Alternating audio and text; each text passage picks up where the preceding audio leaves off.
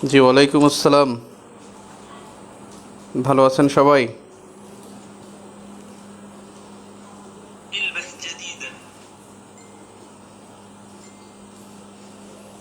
আমাদের first class আমাদের 20-21 শিক্ষাবর্ষের শিক্ষার্থীদের জন্য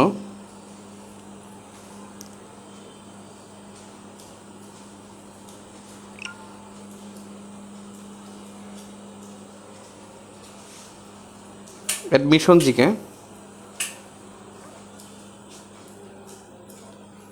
ওকে, সবাই চলে আসেন।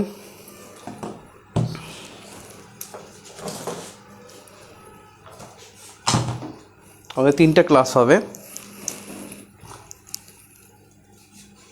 3টা ক্লাস, রিভিউ ক্লাস 3টা, সম্ভব হলে আরও নেব আমরা ইনশাল্লাহ। সেক্ষেত্রে লেকচার 1 যেটা, সেটা হবে প্রিভিয়াস কোশ্চেনের উপরে। Previous question Dhaka university B and D, এটা সাথে বিসিএস কোশ্চেন। এটার উপরই আগামীকালকে পরীক্ষা হবে। আগামীকাল আপনাদের এখান থেকে 30 নম্বরের পরীক্ষা। 30 নম্বরের পরীক্ষা। আমরা বিগত কোশ্চেনের আলোকে বর্তমান প্রেক্ষাপট সহ আলোচনা করব। বর্তমান প্রেক্ষাপট সহ আলোচনা করা হবে। প্রিভিয়াস কোশ্চেনের বর্তমান গুরুত্ব দেখা হবে। তাহলে অন হবে প্রিভিয়াস কোশ্চেনের উপরে। সাধারণ জ্ঞানের 2 নম্বর লেকচারটা হবে লাস্ট ভিউ থেকে, এবং লাস্ট ক্লাসটা হবে রিসেন্ট ইস্যুস, সাম্প্রতিক ঘটনাবলী থেকে। যাদের কাছে আমরা আজকের ক্লাসের উপরে আগামীকালকে পরীক্ষা, যাদের কাছে কোশ্চেন ভিউ বইটা নাই, প্রিভিয়াস কোশ্চেনের জন্য আমি বলবো কোশ্চেন ভিউটাই ফলো করার জন্য। আপনারা অনেকে পড়ে ফেলছেন বিগত কোশ্চেন ভিউটা অনেক আগেই বাজারে ছিল, আপনারা কালেক্টও করেছেন, পড়েছেনও। জাস্ট এখন একটা রিভাইজ দিয়ে আগামীকালকে পরীক্ষা অংশ নেবেন। আগামীকালকে পরীক্ষা কয়টায় কীভাবে হবে এটা গ্রুপে জানিয়ে দেওয়া হবে আপনাদের আইকন প্লাস পেজে আমরা ওখান থেকে জানতে পারবেন। তো সবাই আসছেন আলহামদুলিল্লাহ, ভালোই অনেকে আসছেন। আইকন প্লাসের পক্ষ থেকে আপনাদেরকে স্বাগত জানাচ্ছি। আইকন প্লাস 2020-21 শিক্ষাবর্ষের শিক্ষার্থীদের জন্য একটি ফ্রি একটা সার্ভিস নিয়ে আসছে। এটা আমাদের নিজস্ব একটা উদ্যোগ, যে শেষ মুহূর্তে আপনাদেরকে টাচে রেখে যাতে আমরা একটা ভালো ফিনিশিং দিতে পারি।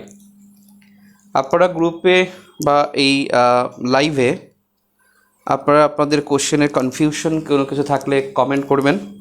যদি কোনো কোশ্চেন আমার মিস হয়ে যায় তাহলে একটু আরেকবার কমেন্ট করবেন, অর্থাৎ একাধিকবার কমেন্ট করতে পারবেন যখন পর্যন্ত আমি না দেখি। একাধিকবার, আবার বেশি দিয়েন না, মানে কয়েকবার, কিছুক্ষণ পর পর একটু মনে করাই দিয়েন। আপনাদের কনফিউশন থাকলে কনফিউশন নিয়ে বসে যান। আমার কাছে বিগত প্রশ্ন আছে, আমি সেই আলোকে আপনাদের কিছু প্রশ্নের উত্তর দিব এবং কনফিউশনগুলো নিয়ে আলোচনা করব। কনফিউশন বলে তথ্য বিভ্রাট না, বিষয়টা হলো যেটা মনে থাকে না, হবে একটা, আমরা মনে করি আর একটা, সেরকমের তথ্য নিয়ে আমরা আলোচনা করব ইনশাল্লাহ। ঠিক আছে, আপনি অনেক আসছেন, থ্যাংক ইউ সকলকে, অসংখ্য ধন্যবাদ। আমরা স্টাডিতে চলে যাই। তাহলে এটা মনে রাখবেন, সেকেন্ড ক্লাসের বেসিক থাকবে লাস্ট ভিউ, আর লাস্ট ক্লাসের বেসিক থাকবে রিসেন্ট ইস্যুস ইনশাল্লাহ। তাহলে আজকে প্রিভিয়াস কোশ্চেন, আমি কালকে লাইভেও আপনাদেরকে একটু মনে করাই দিয়েছিলাম যে প্রিভিয়াস কোশ্চেনের উপরে আমাদের আজকে ক্লাসটা হবে। অনেক শর্ট নোটিসে ক্লাসটা হচ্ছে, এজন্য হয়তো প্রিভিয়াস কোশ্চেন আপনারা পড়েন নাই, কিন্তু আপনাদের কাছে প্রিভিয়াস কোশ্চেন আছে। সেখান থেকে কোনো কোশ্চেন যদি আপনার কাছে খটকা লাগে তাহলে আপনারা প্রশ্ন করবেন। তো আমি কয়েকটা কোশ্চেন একটু আলোচনা করি। প্রিভিয়াস কোশ্চেন আমরা দেখছি, প্রিভিয়াস কোশ্চেনে সবসময় যেই বছর যেই রোগটা ধরা পড়ে, রোগ থেকে একটা পরীক্ষা প্রশ্ন আসে। আমার স্পষ্ট মনে আছে 2010 সালে সোয়াইন ফ্লু, 9 সালে সোয়াইন ফ্লু ধরা পড়েছিল, সোয়াইন ফ্লু আসছিল। অ্যানথ্রাক্স ব্যাকটেরিয়া ধরা পড়েছিল, অ্যানথ্রাক্স 2010 সালে খুব সম্ভবত ওটা আসছিল। তার মানে যখন যেটা ধরা পড়ে সেখান থেকে ইবোলা পরীক্ষা আসছিল।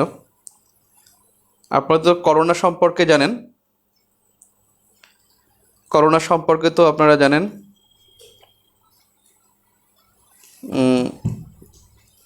করোনা সম্পর্কে আপনাদের ধারণা আছে। জাস্ট আমি করোনা থেকে একটুখানি শুরু করি। প্রিভিয়াস কোশ্চেনই ধরেন, প্রিভিয়াস কোশ্চেন এবছর তো কোভিড থেকে আসতে পারে। কয়েকটা টিকার কথা বলি। টিকা, আমি এখানে টিকাগুলো লিখবো, আপনি বলবেন কোনটা কোন দেশের, কোনটা কোন দেশের। Sinovac, Sinovac, Pfizer, Sputnik, Sputnik 5, Sputnik 5, অস্ট্রোজেনেকা, বঙ্গোভ্যাক্স, বঙ্গোভ্যাক্স। 5টা টিকার নাম বললাম। বলেন তো সিনোভ্যাক কোন দেশের, বলার চেষ্টা করেন। Sinovac, good. সিনোভ্যাক চীন, গুড। যারা চীন বলছে তাদের উত্তর সঠিক। অনেকে বলছেন ইন্ডিয়া, আসলে এখানে ইন্ডিয়ার একটা টিকাও নাই, এখানে কোনো ইন্ডিয়ার কোনো টিকার নাম আমি লিখি নাই। 2 নম্বর কি, ফাইজার। ফাইজার কোন দেশের, নাম্বার 2। 2 লেখে উত্তর করেন। Sinovac Yasin Ahmed Sagar, thank you very much, তিনি প্রথম 3টের উত্তর দিয়েছেন। ফাইজার হলো যুক্তরাষ্ট্র, আর স্পুটনিক 5 এটা হলো রাশিয়া, স্পুটনিক 5 রাশিয়া। অস্ট্রোজেনেকা এটা হলো ইউকে, যুক্তরাজ্যের বা লন্ডনের। আর বঙ্গোভ্যাক্স এটা হলো বাংলাদেশ। বাংলাদেশেরটা কিন্তু ইতোমধ্যে হিউম্যান ট্রায়ালের জন্য অনুমতি পেয়েছে। হিউম্যান ট্রায়াল এখন মানুষের মানে পরীক্ষা চালাতে পারবে, এটা মানে 8ম ধাপ, 8ম না 9ম ধাপ, হ্যাঁ 9ম ধাপ। আর বঙ্গোভ্যাক্স অনেক দূর আগায় গেছেন। সিনোভ্যাক চীনের, গুড। ফাইজার ইউএসের, কিন্তু স্পুটনিক 5 দেখেন। ফাইজার এটা হলো এটা বেসিক্যালি উৎপাদক। ফাইজার হলো ইউএসের উৎপাদনে হয়, ইউএস উৎপাদন করে। তবে ফাইজার যারা তৈরি করছে যে প্রতিষ্ঠানটা, সেটা হলো বায়োএনটেক জার্মানির একটা প্রতিষ্ঠান। অর্থাৎ ফাইজার হলো ইউএসের একটি ওষুধ কোম্পানি, একটা ওষুধ প্রতিষ্ঠান। এই ওষুধ প্রতিষ্ঠানকে, দুঃখিত, এর ধারণা দিয়েছে, তৈরি করছে না, ধারণা দিয়েছে। অর্থাৎ এই টিকার উদ্ভাবক বলতে পারেন, উদ্ভাবক। এই টিকাটার উদ্ভাবক হলো বায়োএনটেক জার্মানি। আর এর উদ্ভাবক যে 2জন, এই 2জন কিন্তু মুসলিম, তুর্কি বংশোদ্ভূত জার্মান মুসলিম। দেখা যায় এই জায়গায়, এটা খুব একটু ভালো করে শিখেন। ফাইজার টিকা, ফাইজার টিকা এর উদ্ভাবক বা ধারণা প্রদান করেছে বায়োএনটেক জার্মানি। আর উদ্ভাবক যে 2জন, সেটা হলো তুর্কি বংশোদ্ভূত জার্মান মুসলিম দম্পতি। এই মুসলিম দম্পতি, এর হাজব্যান্ডের নাম হলো উগুর শাহিন, আর স্ত্রীর নাম হলো ডাক্তার ওজলেম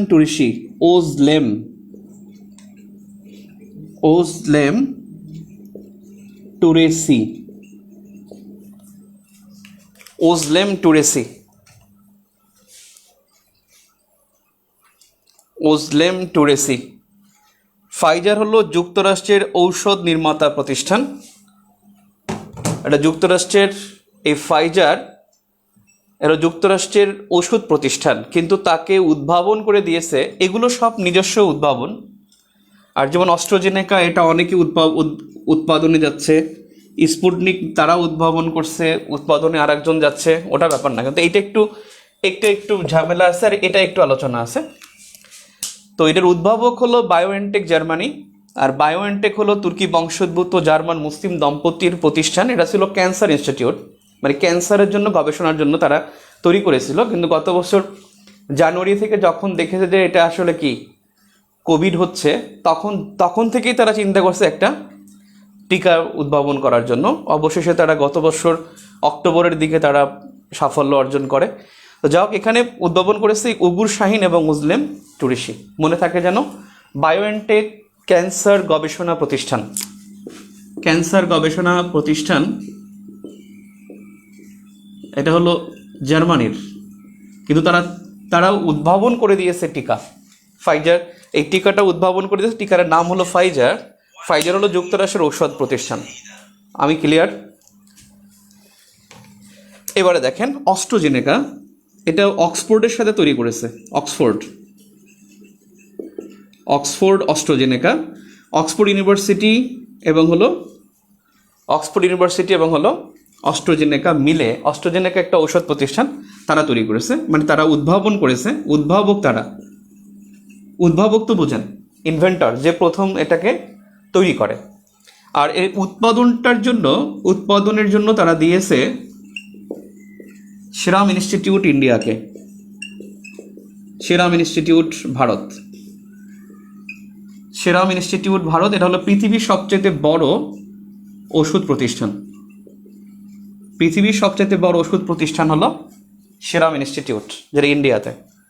বঙ্গোভ্যাক্স বাংলাদেশ, এটা এই পর্যন্ত জানলে হবে। হিউম্যান ট্রায়াল, এখন বর্তমানে হিউম্যান ট্রায়ালে এটা পৌঁছেছে। আরেকটা বিষয়, আমি কোশ্চেনে একটু পরে যাচ্ছি, 1 মিনিট আমি কোশ্চেন দেখব কমেন্ট থেকে। স্পুটনিক 5 এটা WHO ঘোষণা ছাড়া, মানে WHO জরুরি ভিত্তিতে, মানে জরুরি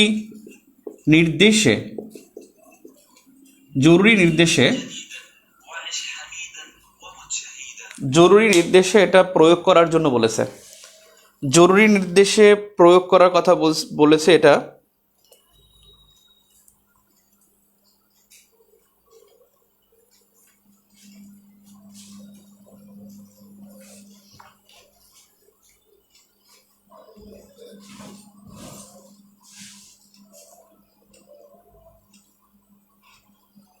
এক মিনিট, হ্যাঁ, ওকে।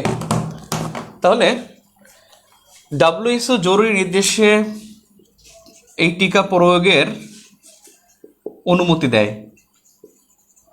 জরুরি নির্দেশ অর্থাৎ এটা পুরোপুরি কার্যকর হওয়ার আগে, মানে কার্যকর যে টেস্ট আছে সেই টেস্টের আগে জরুরি ভিত্তিতে প্রয়োগের অনুমতি দেয়। অর্থাৎ WHO এটাকে মানে কোনো রকমের ট্রায়াল ছাড়া, অর্থাৎ মানে ফাইনাল ট্রায়াল ছাড়া বা ফাইনাল ঘোষণাপত্র ছাড়া প্রয়োগের ঘোষণা দিয়েছে এই স্পুটনিক 5কে। তার মানে সিনোভ্যাক, এটা চীনের। আজকে একটা নিউজ আসছে যে সিনোভ্যাকের টিকা ইন্দোনেশিয়া নাকি, বিবিসি নিউজ, যে ইন্দোনেশিয়াতে নাকি এটা মানে ডক্টর চিকিৎসকরা তারপর মৃত্যুর দিকে, মানে মৃত্যু হয়েছে প্রয়োগের পরও, মানে গ্রহণ করার পরও। আমরা কিন্তু গত 3 দিন আগে আমাদের কিন্তু 45 লাখ ইউএসএ এবং এই ফাইজার এবং সিনোভ্যাক 45 লাখ আমরা কিন্তু নিয়ে আসছি। ওকে, ফাইজার যুক্তরাষ্ট্র ওষুধ প্রতিষ্ঠান উৎপাদক, আর উদ্ভাবন করছে বায়োএনটেক, জার্মানির 2জন মুসলিম দম্পতি। বায়োএনটেক হলো ক্যান্সার গবেষণা ইনস্টিটিউট, জরুরি। এখন আপনাদের দেখেন কোনো কোশ্চেন আছে কিনা আমি দেখি। আপনাদের বলছিলাম যে বিগত কোশ্চেনের কোনো কনফিউশন বা কিছু আছে কিনা।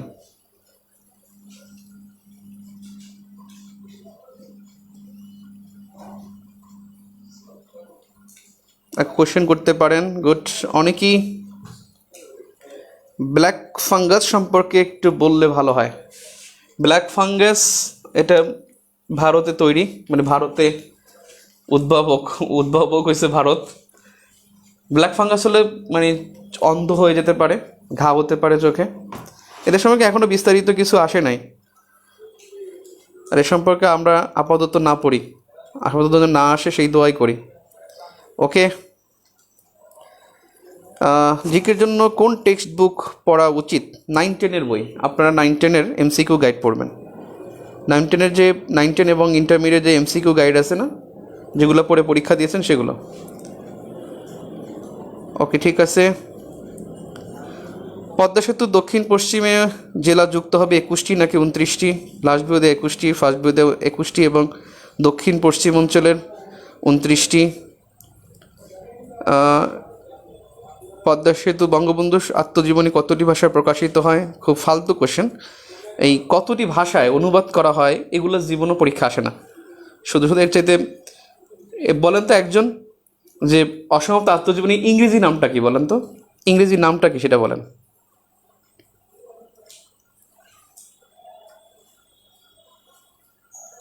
টুইসডে গ্রুপ এটা বললে ভালো হয়। একজন বলছেন টুইসডে গ্রুপ, একজন বলছেন পদ্মা সেতু। দুইটা দেখে নিই। পদ্মা সেতু যুক্ত করবে, একটা ভালো কোশ্চেন। পদ্মা সেতু যুক্ত করবে কতটি জেলাকে? পদ্মা সেতু যুক্ত করবে কতটি জেলাকে? দেখেন, এটা প্রথম যখন হয় তখন বলছে দক্ষিণাঞ্চল, দক্ষিণাঞ্চলের 16টি জেলাকে, দক্ষিণাঞ্চলের 16টি জেলাকে যুক্ত করবে।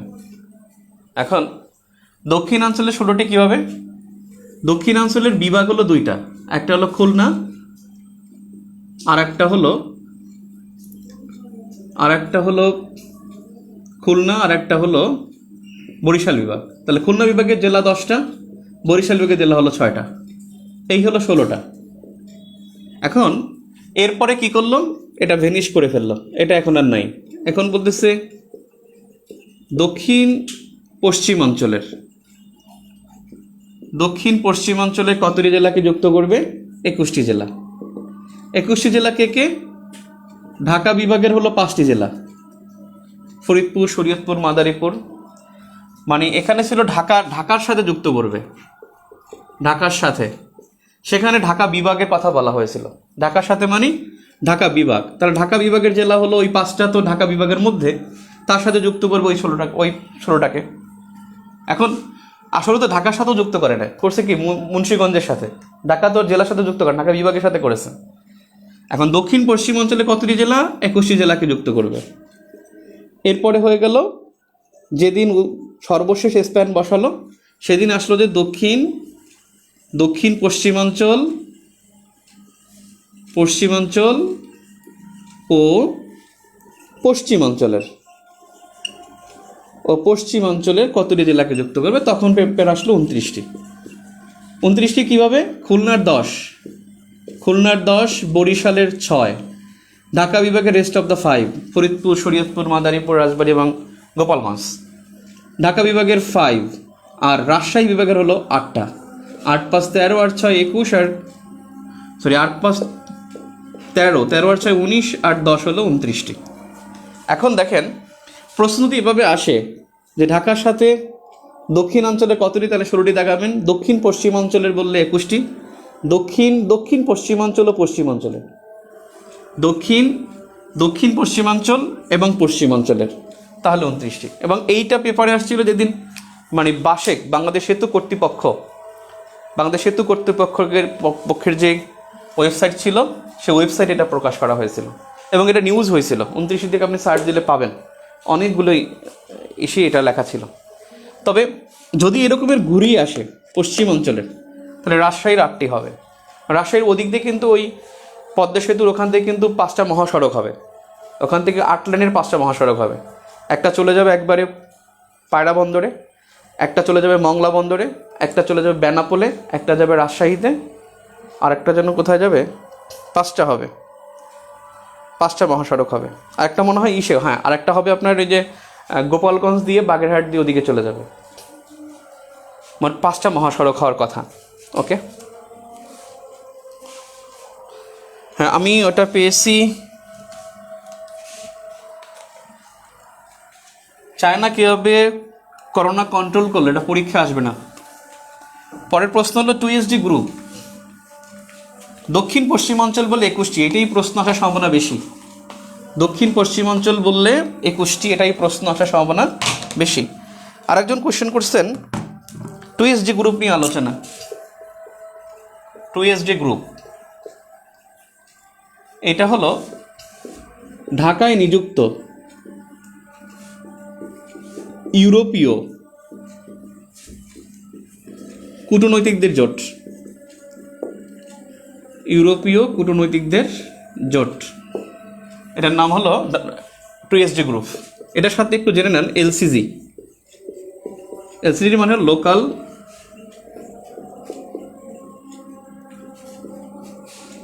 আজান দিচ্ছে, একটু অপেক্ষা করে।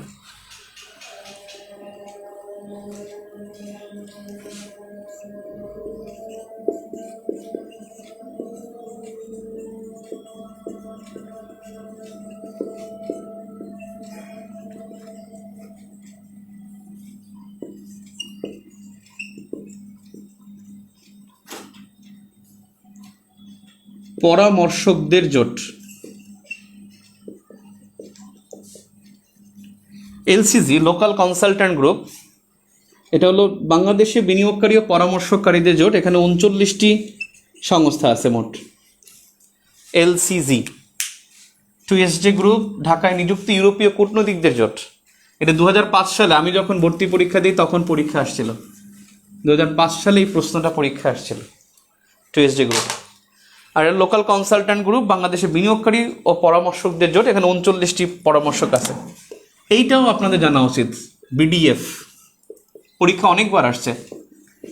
Bangladesh development forum, Bangladesh development forum যেটাকে বলা হয় বাংলাদেশ উন্নয়ন ফোরাম। ভর্তি পরীক্ষায় এই প্রশ্নটা বহুবার এসেছে, বহুবার। এর প্রতিষ্ঠা বলে 1974। এখানে একটা কনফিউশন আপনাদের হয়, আপনারা প্লিজ অতিরিক্ত কথা না বলে কমেন্টে প্রশ্ন থাকলে প্রশ্ন করবেন। মানে কোনো রকমের আকর্ষণ পাওয়ার জন্য কমেন্ট করা দরকার নাই। আমি আপনাদের কমেন্টগুলো দেখব, বসে যে আমি যদি না দেখি আপনারা একটা কোশ্চেন কিছুক্ষণ পরপর করবেন, আপনি বুঝতে পারবেন আমার দেখে যে আমি কী বলি। মানে আমি যখন কখন ফ্রি হই তখন আপনি কোশ্চেনটা করেন। বাংলাদেশ উন্নয়ন ফোরাম এটা জানতে পারেন। উন্নয়ন ফোরাম 1974 সালে প্রতিষ্ঠা। এটা সম্পর্কে আপনাদের খুব একটা মানে প্রতিষ্ঠাতা এবং সভাপতি এই দুটো নিয়ে আপনাদের মধ্যে গিট্টু লাগে। এর প্রতিষ্ঠাতা কিন্তু ফ্রান্স, আর সভাপতি হলো বিশ্বব্যাংক। প্রতিষ্ঠাতা ফ্রান্স, সভাপতি বিশ্বব্যাংক। এটা হলো বাংলাদেশের উন্নয়নে নিয়োজিত দেশ এবং সংস্থার জোট। 17টি দেশ ও সংস্থার জোট হলো বাংলাদেশ উন্নয়ন ফোরাম। এটা হলো খুবই গুরুত্বপূর্ণ, ভেরি ভেরি ইম্পর্ট্যান্ট। অনেকবার প্রশ্ন এসেছে এটা। বাংলাদেশের উন্নয়নে নিয়োজিত, বাংলাদেশের উন্নয়নে নিয়োজিত, বাংলাদেশের উন্নয়নে নিয়োজিত 17টি দেশ ও সংস্থার জোট। 17টি দেশ ও সংস্থার জোট, সেটা হলো বিডিএফ, বাংলাদেশ উন্নয়ন ফোরাম। এর প্রতিষ্ঠাতা হলো ফ্রান্স। আমরা প্রায়ই এক দুটো গলায় ফেলি। সভাপতি হলো বিশ্বব্যাংক, খেয়াল করবেন। এর প্রতিষ্ঠাকালীন নাম ছিল কিন্তু প্যারিস কনসোর্টিয়াম গ্রুপ। না, প্রতিষ্ঠাকালীন প্রথম প্রতিষ্ঠা যখন হয়, প্রতিষ্ঠাকালীন নাম ছিল Bangladesh aid group. Aid group. এরপরে এর নামটা হয়ে যায়, এইডে আছে সাহায্যকারী, বাংলাদেশ এইড গ্রুপ প্রতিষ্ঠাকালীন নাম। এরপরে এর নাম হয় Paris consortium group. Paris consortium group. আর 2007 সাল থেকে এর নামই হয়ে গেছে বাংলাদেশ ডেভেলপমেন্ট ফোরাম। একটা বিষয় হলো এর নিয়মিত বৈঠক প্যারিসে হতো, এটা মনে রাখবেন। বৈঠক, নিয়মিত বৈঠক প্যারিসে হতো। এ পর্যন্ত 38টা বৈঠক হয়েছে প্যারিসে হতো। বর্তমানে ঢাকায় হয়, বর্তমানে ঢাকায় হয়। I think clear. খুবই গুরুত্বপূর্ণ একটা বিষয়। টুইসডে গ্রুপের কোয়েশ্চেন করেছেন। হ্যাঁ, এখানে দেখেন বঙ্গবন্ধুর অসমাপ্ত আত্মজীবনী বইয়ের ইংরেজি নাম জিজ্ঞেস করছি, সেখানে যতজন লিখছেন আমি এ পর্যন্ত যা দেখছি শুধু একজনেরটা আমি উত্তর সঠিক পেয়েছি, মাহমুদুল হাসান। তার উত্তরটা সঠিক। মাহমুদুল হাসান তার উত্তরটা সঠিক। মাহফুজ আহমেদ তিনিও কিছুটা কারেকশন করে দিয়েছেন। আনফিনিশড মেমোরিজ না, আনফিনিশড মেমোয়ার্স। আনফিনিশড মেমোয়ার্স এটাকে আপনারা বানায় ফেলেছেন আনফিনিশড মেমোরিজ। আর শুধু পাগলামি করেন কয়টা ভাষা অনুদিত, কোন জায়গায় কি, এগুলো ফালতু পড়াশোনা। এই প্রশ্ন আসলে আমাকে জিজ্ঞেস করেন যে ভাই প্রশ্ন আসছে আপনি বলেন নাই। এগুলো যে কোশ্চেন করবে সেও তার মধ্যে সমস্যা আছে। অসমাপ্ত আত্মজীবনী বঙ্গবন্ধুর একটা আত্মজীবনী, এখান থেকে কত স্মার্ট কোশ্চেন করা যায়, তার এইখা কয়টা ভাষা অনুদিত সেটা সম্পর্কে জানতে হবে। একদিন কয়েকদিন পর পর এক একটা অনুদিত করে, আর সেগুলো পরীক্ষা আগে মনে করতেছেন। এগুলো হলো সাধারণ জ্ঞানের শিক্ষকরা আপনাদেরকে এই জিনিসগুলো বানাইছে। এক হলো সাধারণ জ্ঞানের শিক্ষক, আর হলো কারেন্ট অ্যাফেয়ার্স, মানে সাম্প্রতিকের বইগুলো। আমি শুধু কারেন্ট অ্যাফেয়ার্স বলতে পারি, কারেন্ট অ্যাফেয়ার্স নিয়ে যে বইগুলো লেখে তারা, কারেন্ট অ্যাফেয়ার্স নিয়ে বইগুলো লেখে তাদের মধ্যে এই সমস্যাটা যে মানে সাম্প্রতিক ঘটনাগুলো নিয়ে তারা কিছু তথ্য পায় না, এখান থেকে একটা তথ্য দিয়ে দেয় যে এই শব্দটা এটা, মানে এই জন্য আমাদেরও কিছু দিতে হয়, কিছু করার নেই। মেমোয়ার্স মানে স্মৃতি কথা, আর মেমোরিজ মানে স্মৃতি। ওকে, নেক্সট কোশ্চেন দেখি আপনাদের।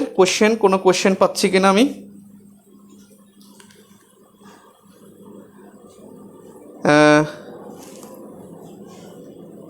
কোশ্চেন, ব্রিটিশ শাসনের বিরুদ্ধে বাঙালিদের প্রথম বিদ্রোহ, তাসমিন রহমান তিনি প্রশ্ন করেছেন। থ্যাংক ইউ, ভালো প্রশ্ন করেছেন। সেটা হলো যে ব্রিটিশদের বিরুদ্ধে, ব্রিটিশদের বিরুদ্ধে, এটা বাংলিশ লিখলাম কারণ ব্রিটিশ বানান যে কোনটা, বরাবরু এরকমের না এরকমের, দুইটাই বইতে পাওয়া যায়, এই জন্য কনফিউশনে ইংলিশে লিখে দিচ্ছি। ব্রিটিশদের বিরুদ্ধে বাঙালিদের প্রথম বিদ্রোহ, বাঙালিদের প্রথম বিদ্রোহ হলো ফকির বিদ্রোহ, যেটা হয়েছে 1755 সালে। 1700 মানে ফকির বিদ্রোহ অনেক দিন ধরে হয়েছে, 1760 থেকে শুরু, 1800 পর্যন্ত চলেছে। আর ব্রিটিশদের বিরুদ্ধে প্রথম স্বাধীনতা বিদ্রোহ, প্রথম স্বাধীনতা অথবা প্রথম সশস্ত্র বিদ্রোহ, এই কথাটা বললে হবে সিপাহী বিদ্রোহ। প্রথম স্বাধীনতা অথবা প্রথম সশস্ত্র বিদ্রোহ। সশস্ত্র বললে সিপাহী বিদ্রোহ হবে 1857। সিপাহী মানে হলো কি, সেনাদের কাছে তো অবশ্যই অস্ত্র থাকে, সেক্ষেত্রে বিদ্রোহ হবে সিপাহী বিদ্রোহ। এর পরের কোয়েশ্চেন, ডি ডে সম্পর্কে জানতে চাই Mohammad Kamruzzaman. D day basically D for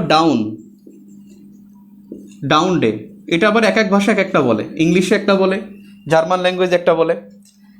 এই ডি ডে মানে ডাউন ডে, এটা 1944 সালের 6 জুন, এই 6 জুনকে বলা হয় ডি ডে। এদিনকার জার্মানি আত্মসমর্পণ করেছিল, জার্মানি আত্মসমর্পণ করে, আত্মসমর্পণ মানে কি, একটা যুদ্ধে আত্মসমর্পণ করে, পুরো বিশ্বযুদ্ধ থেকে আত্মসমর্পণ করে না। অর্থাৎ জার্মানি এখানে পরাজিত লেখেন, আত্মসমর্পণ না লিখে লেখেন পরাজিত হয়। 1944 সালের 6 জুন এইটা হলো। ওকে, তাসমির রহমান, আই থিঙ্ক আপনি কোশ্চেনটা উত্তর পেয়েছেন। ভূগোল কোশ্চেন 9-10 শ্রেণীর বই অনেক উত্তর ভুল আছে। আচ্ছা, প্রিভিয়াস কোশ্চেন থেকে কতটুকু কমন পড়ে? আপনার প্রিভিয়াস কোশ্চেন আমি চ্যালেঞ্জ 30 কোশ্চেনের মধ্যে মিনিমাম 15টি কোশ্চেন ইনশাল্লাহ বিগত হবে, নিঃসন্দেহে চ্যালেঞ্জ যে 15টা কোশ্চেন মিনিমাম। ঢাকা ইউনিভার্সিটির ভর্তি পরীক্ষায় মিনিমাম এখানে 15টা কোশ্চেন বিগত প্রশ্ন থেকে আসবে। আপনারা পড়ার সময় দুটি কাজ করবেন, একটা কাজ করবেনই আর একটা কাজ করবেন না। যেটা করবেন সেটা হলো বিগত প্রশ্ন সঠিক উত্তর জানবেন, বিগতের উপরে জোর দিবেন। সাম্প্রতিক প্রশ্ন খুব কম আসবে এবং খুব কিছু প্রশ্ন আসবে যেগুলো সাম্প্রতিক থেকে, যেমন কোভিড থেকে আসবে নিঃসন্দেহে, টিকা থেকে আসবে নিঃসন্দেহে, এবং যেগুলো সবচেয়ে বেশি আলোচিত আমি কয়েকটা 10টা টপিক বলবো সেখান থেকে। নোবেল পুরস্কার, নোবেল সাহিত্য, অনেক সময় এটা মানে সব সময় আসে বলতে গেলে। 2010 থেকে 2017-18 পর্যন্ত টানা 7 বছর সাহিত্যে নোবেল আসছে, টানা 7 বছর। আপনি দেখেন খুলে 10-11 থেকে একবার টানা 7 বছর সাহিত্য নোবেল আসছে, অন্য কোনো নোবেল আসেনি। আরেকটা আসছে 10 সালে 2টা নোবেল আসছিল, আরও একটা নোবেল আসছিল, সেটা ছিল ওই যে ইয়া আবিষ্কার করছে না, কি জানো, ওই যে কোষ কি জানো, লিওয়েন হুক মনে হয়, সামথিং এরকম একটা প্রশ্ন আসছে যে রবার্ট এডওয়ার্ডস, যে নামটা আসছিল রবার্ট এডওয়ার্ডস, উনি একজন কি জানো টিকা বা সামথিং 2010 সালে এমন একটা মানে চিকিৎসায় নোবেলটা আসছিল 10 সালে। তো যাই হোক, এখানে যে কাজটা করবেন, বিগত কোশ্চেনে জোর দিবেন, পড়বেন, ব্যাখ্যা ভালো করে জেনে যাবেন।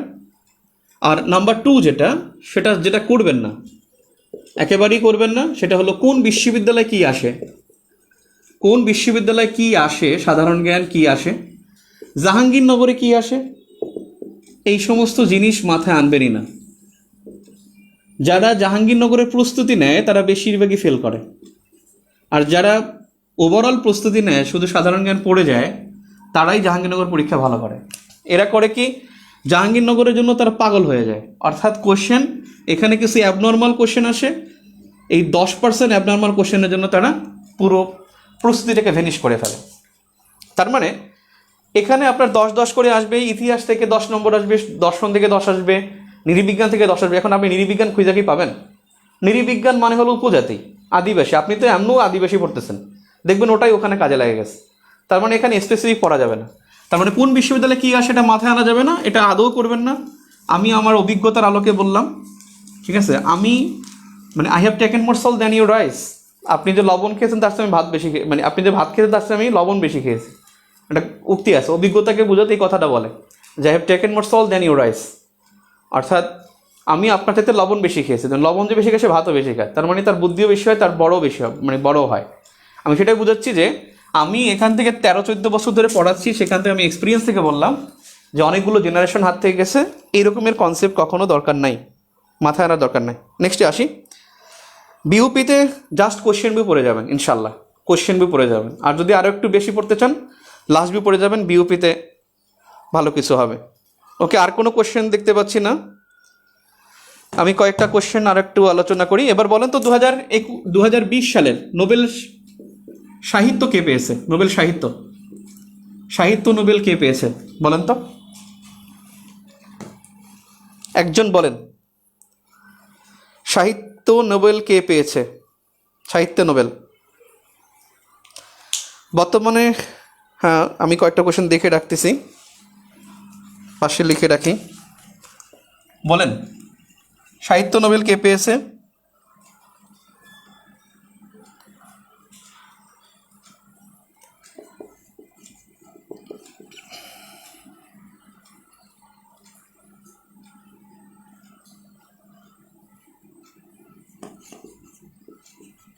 কয়েকটা প্রশ্ন আসছে, আমি লিখে রাখতেছি। লুইস গ্লাক, রাইট, অনেকেই বলেছেন লুইস গ্লাক। বলেন তো তিনি কোন দেশের? লুইস গ্লাক যুক্তরাষ্ট্রের। এবং তিনি কি, তিনি হলেন কাব্যভাষা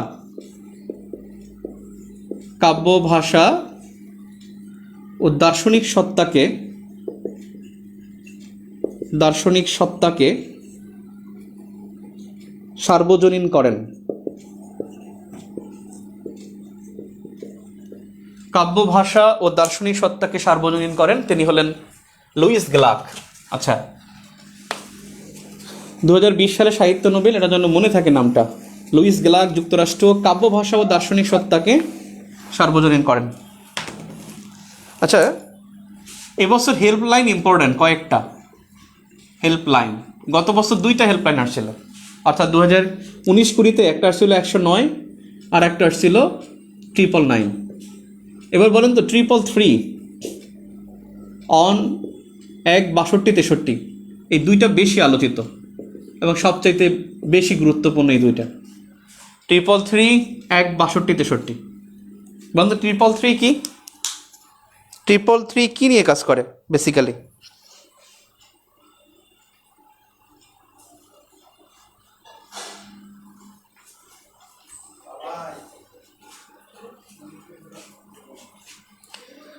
করোনা হেল্পলাইন 333, কৃষি 333 বলছে একজন, চিকিৎসা অ্যাম্বুলেন্স সেবা কোনটা?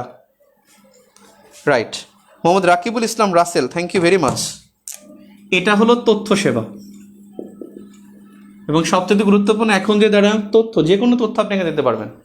এখানে বাল্যবিবাহের তথ্য দিতে পারবেন, কিন্তু বাল্যবিবাহের জন্য স্পেসিফিক অ্যাকশন হয়। আপনি যে কোনো সমস্যার জন্য 333-তে কল দিতে পারবেন, কোনো ব্যাপার না। 333-তে ফোন দিয়ে আপনি বলবেন যে আমার ভালো লাগতেছে না, ঠিক আছে, আমার এটা বললেন না। 333-তে ফোন দিয়ে আপনি এখন আপনার খাবার লাগবে সেটাও বলতে পারেন। অর্থাৎ বলছি কি, যারা খাবার সংকটে আছে তাদেরকে 333-তে ফোন দিতে বলছে। আর 1 62 63 হলো চিকিৎসা সেবা। চিকিৎসা সেবা এখানে অ্যাম্বুলেন্সও পাওয়া যাবে, অ্যাম্বুলেন্স এখানেও পাবেন, আবার অ্যাম্বুলেন্স 999-ও পাবেন। 999-এ অ্যাম্বুলেন্স পাওয়া যায়, পুলিশ পাওয়া যায়, আর একটা হলো ফায়ার সার্ভিস পাওয়া যায়। 999-এ 3টা পাওয়া যায়, অ্যাম্বুলেন্স, পুলিশ, ফায়ার সার্ভিস। আর 1 62 63-তে চিকিৎসা সেবা পাওয়া যায়, অ্যাম্বুলেন্সও পাওয়া যায়। করোনার চিকিৎসা আপনি এখানে নিতে পারবেন, আপনি ডেঙ্গুর চিকিৎসা এখান থেকে নিতে পারেন, যে কোনো চিকিৎসা, আপনার যে কোনো সমস্যা। আমি বেশ কয়েকবার নিয়েছি। ওনারা কি করে, প্রথমে আপনার ফোনটা ধরবে, এরপর আপনার সমস্যার কথা বলবেন, বলার পরে বললে আপনি তার সাথে কথা বলেন। সে যদি এক্সপার্ট না হয় তখন তার সাথে কথা বললে সে আপনাকে কিছু ঔষধ দিবে, এবং আপনার নামে পুরো SMS চলে আসবে। আপনার নামে এখানে মানে আপনার নামে প্রেসক্রিপশন চলে আসবে, এবং সেই প্রেসক্রিপশনে আবার ডক্টরের নাম লেখা থাকবে, নিচে আবার ডক্টরের নাম লেখা থাকে। খুব ভালো জিনিস। ওকে, হেল্পলাইন ইম্পর্ট্যান্ট। দেখি আপনাদের কোশ্চেনগুলো আমি কিছু নোট নিচ্ছি, আপনারা কোশ্চেন করে রাখতে পারেন।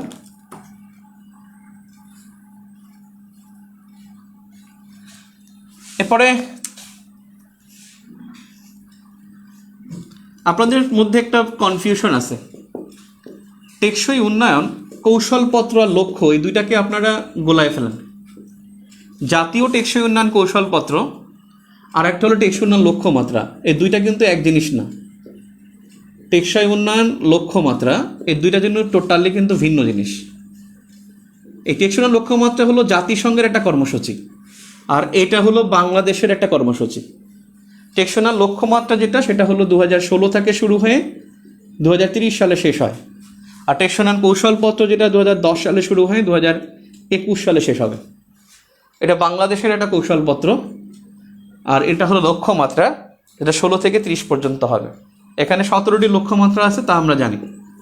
তবে আমাদের জন্য খুব গুরুত্বপূর্ণ এইটা, দেখি কে পারেন। দ্বিতীয় আশ্রয়ণ প্রকল্প, দ্বিতীয় আশ্রয়ণ প্রকল্প এর মেয়াদটা কে বলতে পারবেন? দ্বিতীয় আশ্রয়ণ প্রকল্পের মেয়াদ।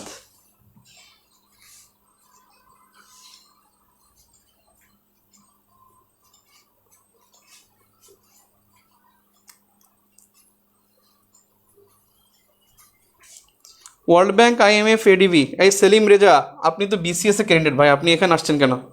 এটা অ্যাডমিশনের সাধারণ জ্ঞান ভাই, প্লিজ।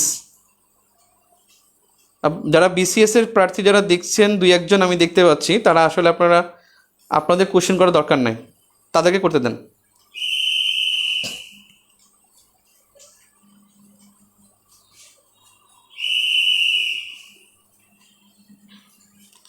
এক্সামের লাস্ট ভিউর নিউ এডিশন আসবে, লাস্ট ভিউ সাপ্লিমেন্ট আসবে ভাই পরীক্ষার আগে।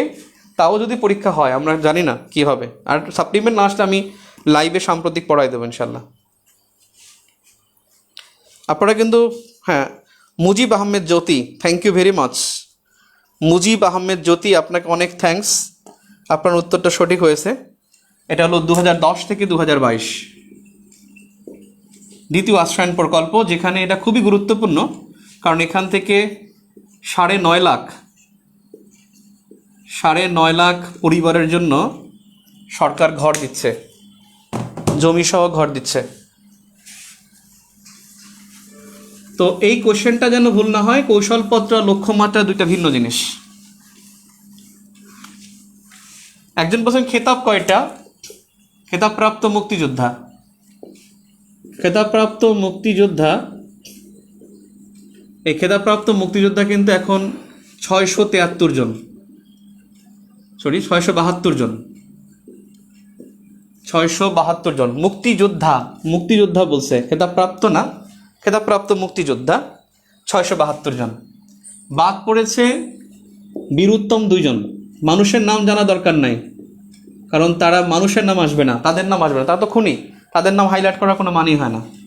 বীর প্রতীক 1 জন, আর বীর উত্তম 1 জন, সরি বীর বিক্রম, বীর বিক্রম 1 জন,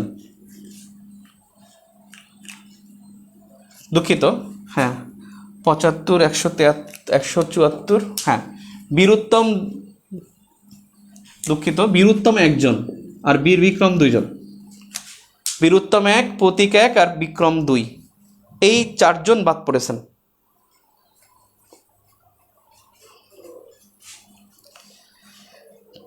আগে পিছাক, তারপরে দেখবো না। মুক্তিযোদ্ধাদের নতুন তালিকা প্রকাশ নিয়ে কিছু বলেন। মুক্তিযোদ্ধাদের প্রকাশ তালিকা নিয়ে আর কোনো ওইসব প্রশ্ন আসবে না, এটা বিতর্কিত। 8 বার নাম এখনও তালিকা দেয়, যুদ্ধ হয়েছে 71 সালে, এখনও তালিকা দেওয়া হচ্ছে, খুবই দুঃখজনক। আপনারা কোয়েশ্চেন করেন, কোনো কনফিউশন থাকলে কোয়েশ্চেন করেন, এভাবে সেগ্রিগেটেড এইটা আলোচনা করেন, এটা এভাবে করা যাবে না।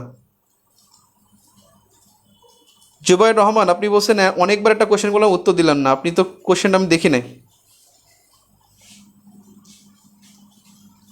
শেখ হাসিনা কততম প্রধানমন্ত্রী? এই আরেকটা কিছু লাগাইছেন, 11তম দেখাবেন, 11তম। আর কোনো কোয়েশ্চেন? কৃষি কতটি পণ্য পরিবহনে পাট ব্যবহার বাধ্যতামূলক? 19টি ছিল, এখন 17টি। 17টি পাট পণ্য ব্যবহারের জন্য বাধ্যতামূলক হলো 17টি পণ্য, এখন 17টি।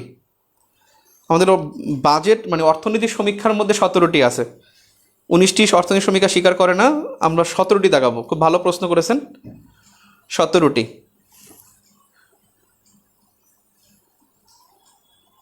মুজিবের জেল জীবন কতদিন? সরকারি হিসেবে 3053 দিন, জেল জীবন 3053 দিন সরকারি হিসেবে, এবং স্বরাষ্ট্র মন্ত্রণালয়ের কারা অধিদপ্তর থেকে সেখানে কারা ও সুরক্ষা বিভাগ, কারা অধিদপ্তরের 3053 দিনের একটা তারা মানে ছবি সংযুক্ত বই বের করেছেন, 3053 দিন হবে। ওকে, 1945 সালে জাতিসংঘে কতটা আসন ছিল, মানে সদস্য ছিল? যদি বলা হয় ইউএন প্রতিষ্ঠাকালীন সদস্য, জাতিসংঘের প্রতিষ্ঠাকালীন সদস্য হলো 51টি। আর যদি বলে সান ফ্রান্সিসকো সম্মেলনে স্বাক্ষরকারী তখন হবে 50টি। এখানে প্রতিষ্ঠাকালীন সদস্য 51টি কেন? সান ফ্রান্সিসকো সম্মেলনে সনদ স্বাক্ষর হয়, এই সনদটা স্বাক্ষরিত হয়েছে 26 জুন। 26 জুন হলো 50টি স্বাক্ষর করেছে। আর পোল্যান্ড স্বাক্ষর করেছে 15 অক্টোবর, তাহলে পোল্যান্ড একটি। আর এখানে যদি বলেন যে সনদ কার্যকর হয়েছে কবে, যেদিন সনদ কার্যকর ওই দিনকেই ইউএন প্রতিষ্ঠা হয়। কার্যকর হয়েছে 24 অক্টোবর 1945। তাই 51টি দেশ হবে, কারণ সনদ কার্যকর হওয়ার আগেই পোল্যান্ড স্বাক্ষর করেছে। এই জন্য প্রতিষ্ঠাকালীন সদস্য হবে 51টি, আর সান ফ্রান্সিসকো সম্মেলনে স্বাক্ষরকারী দেশ হবে 50টি। জাতিসংঘের প্রতিষ্ঠাকালীন সদস্য 51টি, এটা উত্তর হবে। আর সান ফ্রান্সিসকো সম্মেলনের স্বাক্ষরকারী 50টি। পোল্যান্ড স্বাক্ষর করে মানে সব 50টি স্বাক্ষর করেছে 26 জুন, যেদিন সান ফ্রান্সিসকো সম্মেলনটা হয়। আর পোল্যান্ড স্বাক্ষর করেছে 15 অক্টোবর। সংবিধানের কোন ধারাগুলো পড়ব? ভালো কথা। এবছর বিসিএসে 41তম বিসিএসে আমি সংবিধানের উপরে 40 মিনিটের ক্লাস নিয়েছিলাম। 4টা প্রশ্ন আসছে সংবিধান থেকে, 4টাই কিন্তু কমন পড়ছিল। তোমাদের অ্যাডমিশনে যেই ধারাগুলা মানে সংবিধানে ধারা হয় না, অনুচ্ছেদ হয়। ধারা হয় কোনো শাস্তি থাকে যেগুলো ফৌজদারি অপরাধের, ফৌজদারি বিধির, ওগুলোর ধারা হয়। আর অনুচ্ছেদের হয় মানে অনুচ্ছেদ হয় সংবিধানের। সংবিধানে গুরুত্বপূর্ণ অনুচ্ছেদ যদি বলি অ্যাডমিশনের জন্য, সবার আগে গুরুত্বপূর্ণ হলো 17 নম্বর, যেটা হলো শিক্ষার অধিকার। শিক্ষার অধিকার অথবা প্রাথমিক ও গণশিক্ষা সম্পর্কে বলা আছে 17 নং অনুচ্ছেদে। যদি বলি এবছর অ্যাডমিশনের জন্য 17 নং অনুচ্ছেদের বাইরে আর কি গুরুত্বপূর্ণ, সেটা হলো 18 নম্বর স্বাস্থ্য। 18 নম্বর হলো স্বাস্থ্য নিয়ে বলা আছে। এরপরে যদি বলি যে ভাই আর কোনো গুরুত্বপূর্ণ বিষয় আছে কিনা, যে সংবিধানে গুরুত্বপূর্ণ অনুচ্ছেদ এই দুইটা ছাড়া, অর্থাৎ স্বাস্থ্য এবং হলো শিক্ষা, এই দুইটার গুরুত্ব সবচাইতে বেশি। স্বাস্থ্য এবং শিক্ষা এই দুইটাই আমার মনে হয় পরীক্ষা যদি আসে দুইটার মধ্যে আসার কথা, এই দুইটা হলো মোস্ট ইম্পর্ট্যান্ট। এরপর গতানুগতিক কিছু সংবিধানের অনুচ্ছেদ পড়তে হবে। গতানুগতিক কিছু অনুচ্ছেদ যেমন 4 ক পড়তে হবে। এটা হলো জাতির পিতার প্রতিকৃতি সংরক্ষণ। জাতির পিতার প্রতিকৃতি সংরক্ষণ।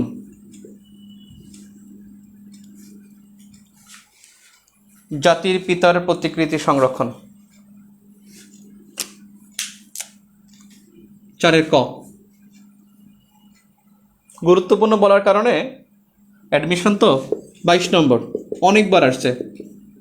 বিচার বিভাগের স্বাধীনতা, বিচার বিভাগের স্বাধীনতা 25 নম্বর পররাষ্ট্রনীতি, 27 নম্বর আইনের দৃষ্টিতে সবাই সমান। আইনের দৃষ্টিতে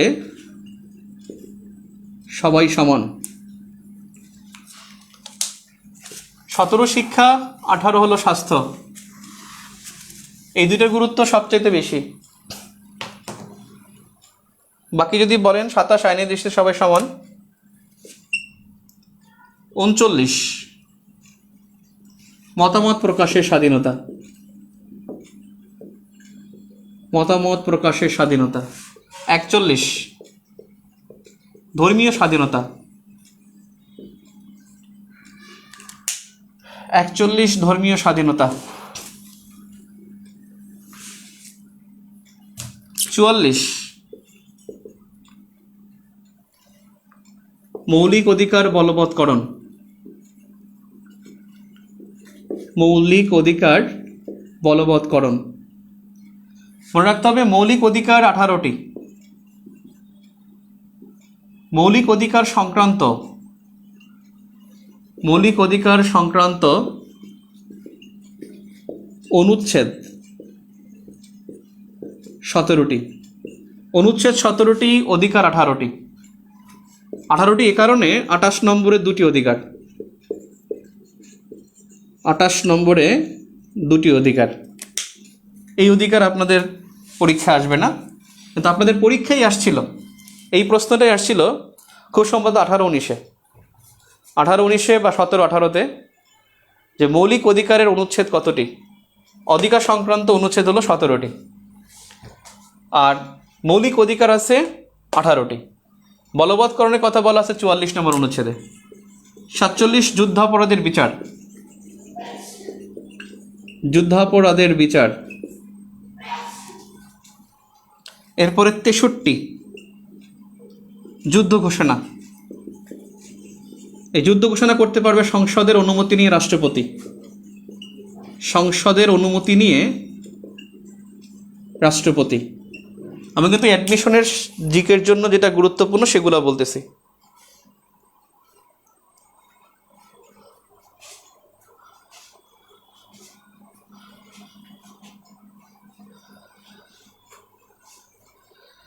ঢাকা বিশ্ববিদ্যালয়ে আইসিটির উপরে ঘনিটে আইসিটির উপরে প্রশ্ন আসবে কিনা, 1-2টা আসবে, সর্বোচ্চ 1টা বা 2টা। এটা নিয়ে পৃষ্ঠার পর পৃষ্ঠা পড়া দরকার নেই। যেটা আসবে ওটা কমন পড়বে, দেখবেন ফেসবুকের জনক চলে আসবে। এরপরে দেখি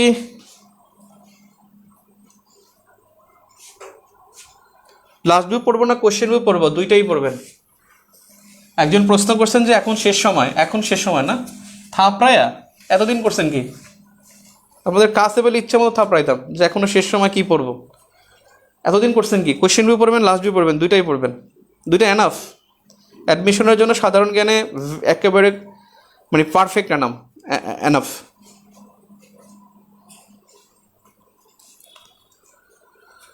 যুদ্ধাপরাধের বিচার 63 যুদ্ধ ঘোষণা সংসদের অনুমতি নিয়ে রাষ্ট্রপতি ঘোষণা করবে। 65 অ্যাটর্নি জেনারেল। কিন্তু এগুলো পরীক্ষার আসার চাইতে ওই দুইটাই বেশি গুরুত্বপূর্ণ। 77 ন্যায়পাল। 93 অধ্যাদেশ জারি।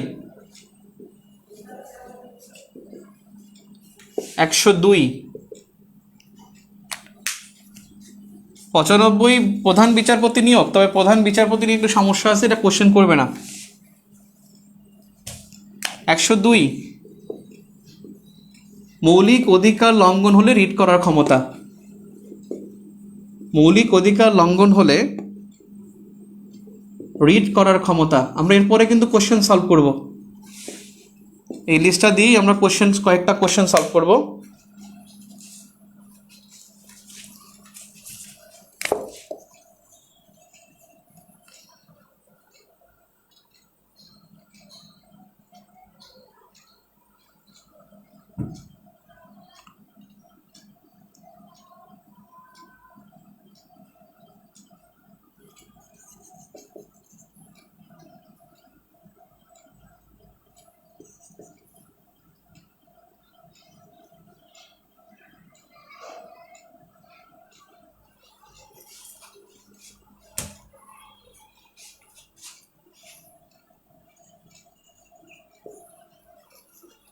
আপনাদের কোয়েশ্চেন কিছু আমি নোট নিয়েছি। অ্যাটর্নি জেনারেল 64 নম্বর, আমি দুঃখিত, 64 অ্যাটর্নি জেনারেল, দুঃখিত ভাই। 64 অ্যাটর্নি জেনারেল, 77 ন্যায়পাল, 73 অধ্যাদেশ জারি, 102 মৌলিক অধিকার লঙ্ঘিত হলে রিট করার ক্ষমতা বা রিট করার অধিকার, ক্ষমতা তো না, অধিকার, রিট করার অধিকার। 118 নির্বাচন কমিশন, হ্যাঁ এইটা আসতে পারে। নির্বাচন কমিশন যে নির্বাচন করে, এই জন্য নির্বাচন কমিশন 118 অনুচ্ছেদ। বর্তমানে ইউনিয়ন পরিষদ নির্বাচন হচ্ছে, 10ম ইউনিয়ন পরিষদ নির্বাচন, 10ম ইউপি নির্বাচন, 10ম নির্বাচন হচ্ছে কিন্তু। 118, তারপরে হলো 117, 117টা একটু আগে চলে আসলো। প্রশাসনিক ট্রাইব্যুনাল, প্রশাসনিক ট্রাইব্যুনাল 127, ওটা আসে না। 137 পিএসসি প্রতিষ্ঠা, সরকারি কর্ম কমিশন প্রতিষ্ঠা। 141 অথবা নবম খ বিভাগ, নবম খ বিভাগ জরুরি অবস্থা।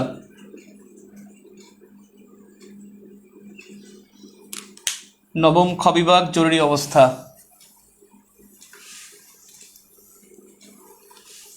এর ছাড়া আসলে আর তেমন কিছু অ্যাডমিশন টেস্টে এ যাবৎ এর বাইরে কোশ্চেন আসে নাই, ঘুরে ফিরে এগুলোই অনুচ্ছেদ আসে। একজন প্রশ্ন করেছেন মতামত প্রকাশ কী ধরনের অধিকার? মতামত প্রকাশ কী ধরনের অধিকার? এখন এখানে অধিকার আর স্বাধীনতা আপনারা ভুলেই ফেলেন। যদি অধিকার বলে, অধিকারের ক্ষেত্রে সামাজিক, সামাজিক অধিকার, আর অধিকার ছাড়া সব রাজনৈতিক। যদি বলে মতামত প্রকাশ কী ধরনের স্বাধীনতা, তাহলে হবে রাজনৈতিক স্বাধীনতা, সব রাজনৈতিক, যেমন রাজনৈতিক স্বাধীনতা। মতামত প্রকাশ কী ধরনের সাম্য, রাজনৈতিক সাম্য। অর্থাৎ শুধু অধিকারের ক্ষেত্রে হবে সামাজিক, আর সব ক্ষেত্রে হবে রাজনৈতিক। কে কাকে নিয়োগ দেয়? উপজেলা নির্বাচন হয় 1985 সালে। আমি কয়েকটা কোশ্চেন দেখি, আপনারা সেগ্রিগেটেড কোশ্চেন করতেছেন, আমি বুঝতে পারছি যে কোন জায়গায় সমস্যা আছে। আপনি না জানলেও আমি জানি। আপনাদের কোনো কোশ্চেন আর আমি নিচ্ছি না, আমি বিগত কোশ্চেন আমার কাছে লিস্ট আছে, আমি সেখান থেকে দেখাচ্ছি। এই প্রশ্নের উত্তর দেন। মতামত প্রকাশ, সামাজিক অধিকার, আর স্বাধীনতার বা অন্য ক্ষেত্রে সব রাজনৈতিক।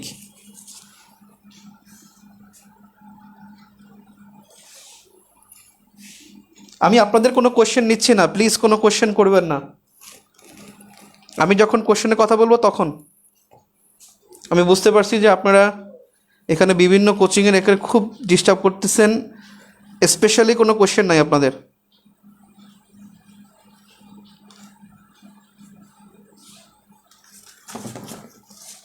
একুশ 22 বাজেট নিয়ে লিখেন না, এটা সাম্প্রতিকের বিষয়। আমি বিগত ক্লাস আজকে, ওটা বাদ দেন।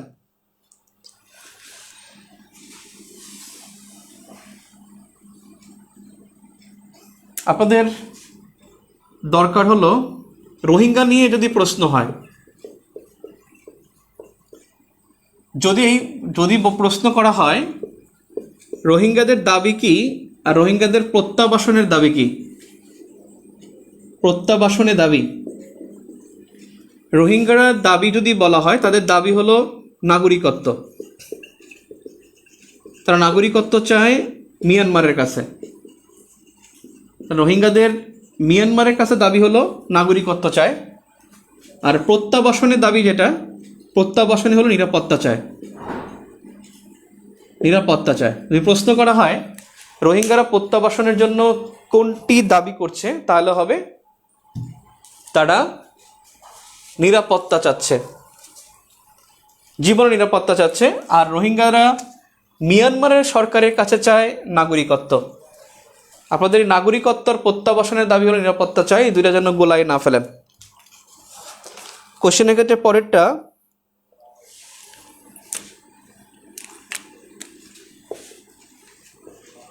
বিদ্যুৎ থেকে প্রশ্ন আসতে পারে আপনাদের। মনে রাখবেন, বিদ্যুৎ উৎপাদন ক্ষমতা 22,787 মেগাওয়াট। বর্তমানে এটা ক্যাপটিভ সহ 22,028, এটা দেন 22,028 মেগাওয়াট। 22,028 মেগাওয়াট উৎপাদন ক্ষমতা। বিদ্যুতের আওতায় 99.97% মানুষ।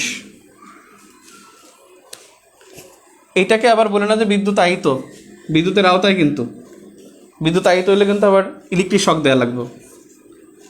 আওতায় উপজেলা 100% বিদ্যুতের আওতায়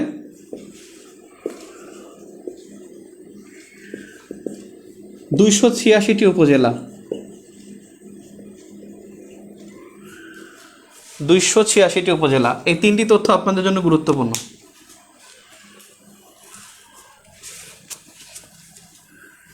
বিদ্যুৎ উৎপাদন ক্ষমতা 22,028 মেগাওয়াট। আওতায় বললে 99.97%। 100% বিদ্যুতের আওতায় 286টি উপজেলা।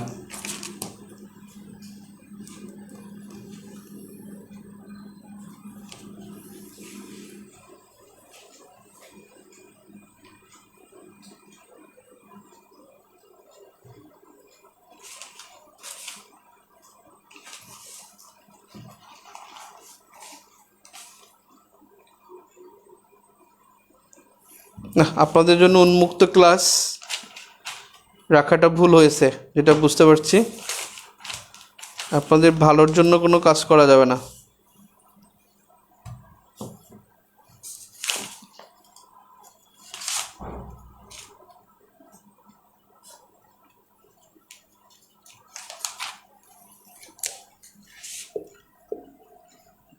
শতভাগ স্যানিটেশন একটা প্রশ্ন আসছিল, এটা কুমিল্লা জেলায় শতভাগ স্যানিটেশন। কিন্তু এবছর যে প্রশ্ন আসে শতভাগ বাল্য বিবাহ মুক্ত জেলা,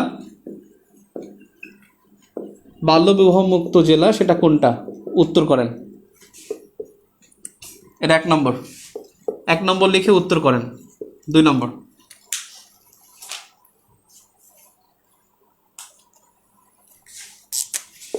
আপনাদের প্রশ্ন আসে প্রায়ই বাঙালি জাতীয়তাবাদ। এই বাঙালি জাতীয়তাবাদের উদ্ভবে প্রথম কর্মসূচি কোনটা? প্রথম কর্মসূচি কোনটি? ক ভাষা আন্দোলন, খ ছাত্রলীগ প্রতিষ্ঠা। কোনটা হবে? 1 নম্বর কি? হ্যাঁ, শাকিলা হক শাম্মী উত্তর হয়েছে, জিম উত্তর হয়েছে। অর্থাৎ বাল্যবিবাহমুক্ত জেলা হলো লালমনিরহাট। Thank you. আর বাঙালি জাতীয়তাবাদের উদ্ভব হয় কোন কর্মসূচির? প্রথম কর্মসূচি কোনটি? ছাত্রলীগ প্রতিষ্ঠা নাকি ভাষা আন্দোলন? দেখি কোনটা রাইট। অনেকের উত্তর হয়েছে এটা ভাষা আন্দোলন। Thank you.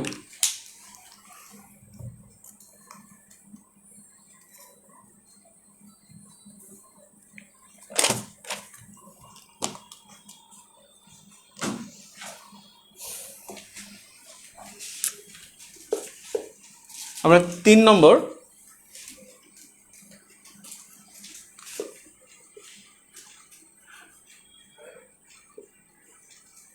ডিসেম্বর আর 19 আগস্ট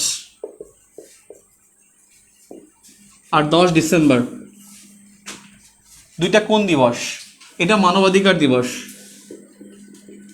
তাহলে 19 ডিসেম্বর কি দিবস?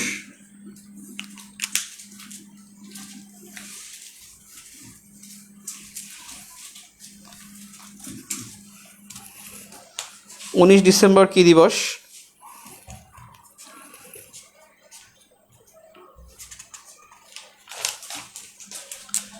চার নম্বর, বিডি কোন সংস্থার বা গ্রুপের সদস্য হবে? এআইআইবি, এনডিবি আর সিইপি। 2 নম্বর কোনটা?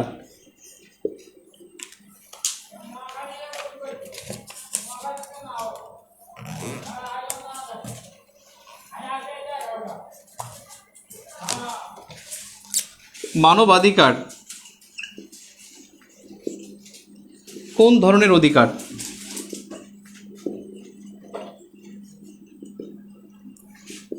সামাজিক, রাজনৈতিক না প্রাকৃতিক?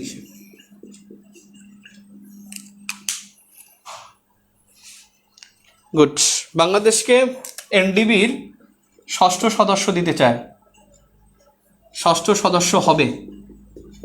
নীতিগত প্রস্তাব সব কিছুই সবই রেডি। হয়তো কোভিড চলে গেলে বাংলাদেশ 6ষ্ঠ সদস্য হতে পারে। 19 আগস্টকে কী দিবস বলছিলেন? 19 আগস্ট আদিবাসী দিবস। 9 আগস্ট। 9 আগস্ট হলো বিশ্ব আদিবাসী দিবস। আদিবাসী দিবস বাংলাদেশে পালিত হয় না, কারণ বাংলাদেশে কোনো আদিবাসী নাই। যদি বাংলাদেশে উপজাতিদের আদিবাসী বলা হয় তাহলে আমরা বাঙালি উপজাতি হয়ে যাব। উপজাতি হলো এক দেশে আদিবাস, অন্য দেশে বসবাস। আর আদিবাস হলো যে জন্ম থেকে সে এখানেই বসবাস করে, এটা হলে হবে আদিবাসী। বাংলাদেশে যদি আমরা উপজাতিদের আদিবাসী বলি তাহলে আমরা হয়ে যাব বাঙালি, যারা তারা হয়ে যাবে উপজাতি। এটা বিশ্ব মানবিক দিবস। এই মানবিক শব্দটা বর্তমানে বেশ জনপ্রিয়। মানবিক শব্দটা জনপ্রিয় যে কোনো কারণে, মাদার অফ হিউম্যানিটি, সেটার কারণে হতে পারে। মানবাধিকার কোন ধরনের অধিকার?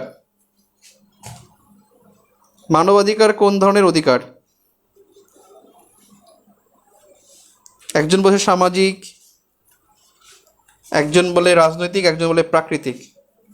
রাজনৈতিক জন্মগত বা প্রাকৃতিক অধিকার? প্রাকৃতিক বা জন্মগত অধিকার। আপনি যখন জন্মগ্রহণ করবেন তখন থেকেই আপনি মানবাধিকারের সুবিধা ভোগ করতে পারবেন। মানবাধিকার প্রাকৃতিক অধিকার।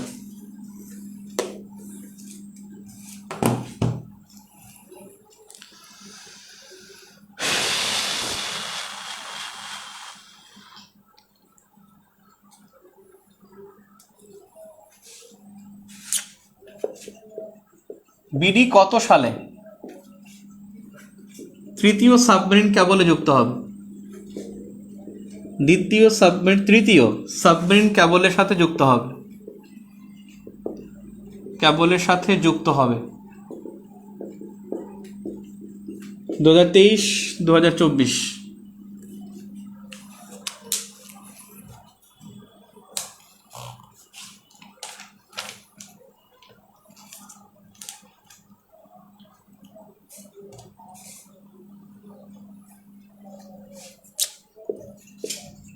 বিডি প্রথম সদস্যপদ লাভ করে কোনটির? ডব্লিউএইচও, কমনওয়েলথ নাকি আইএমএফ?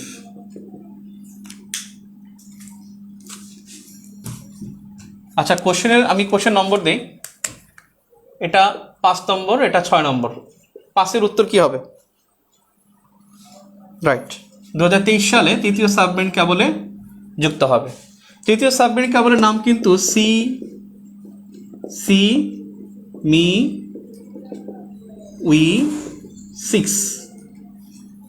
CME-6। এটা হলো তৃতীয়।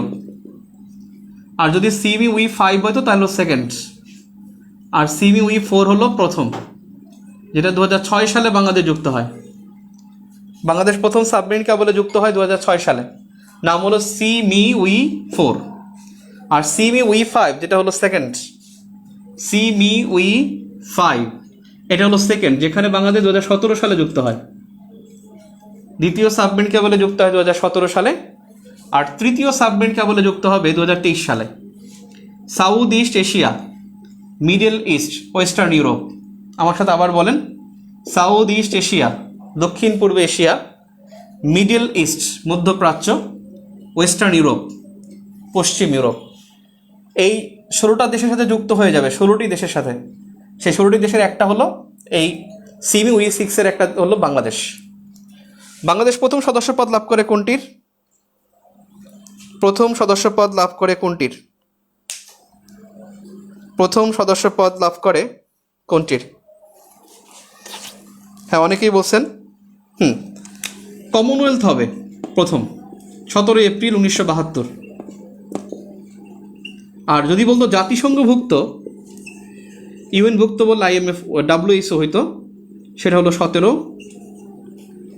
মে। জাতিসংঘভুক্ত 17 মে 1972, এবং জাতিসংঘভুক্ত প্রথম সংস্থা হলো ডব্লিউএইচও। আর আইএমএফে যুক্ত হয় 17 আগস্ট। আইএমএফ এবং বিশ্ব ব্যাংক একই দিনে হয়, 17 আগস্ট 1972। তাহলে এখানে কনফিউশন তৈরি হতে পারে কমনওয়েলথ নিয়ে, কারণ প্রথম বলছে, জাতিসংঘভুক্ত বলে নাই। জাতিসংঘভুক্ত বলে ডব্লিউএইচও হতো।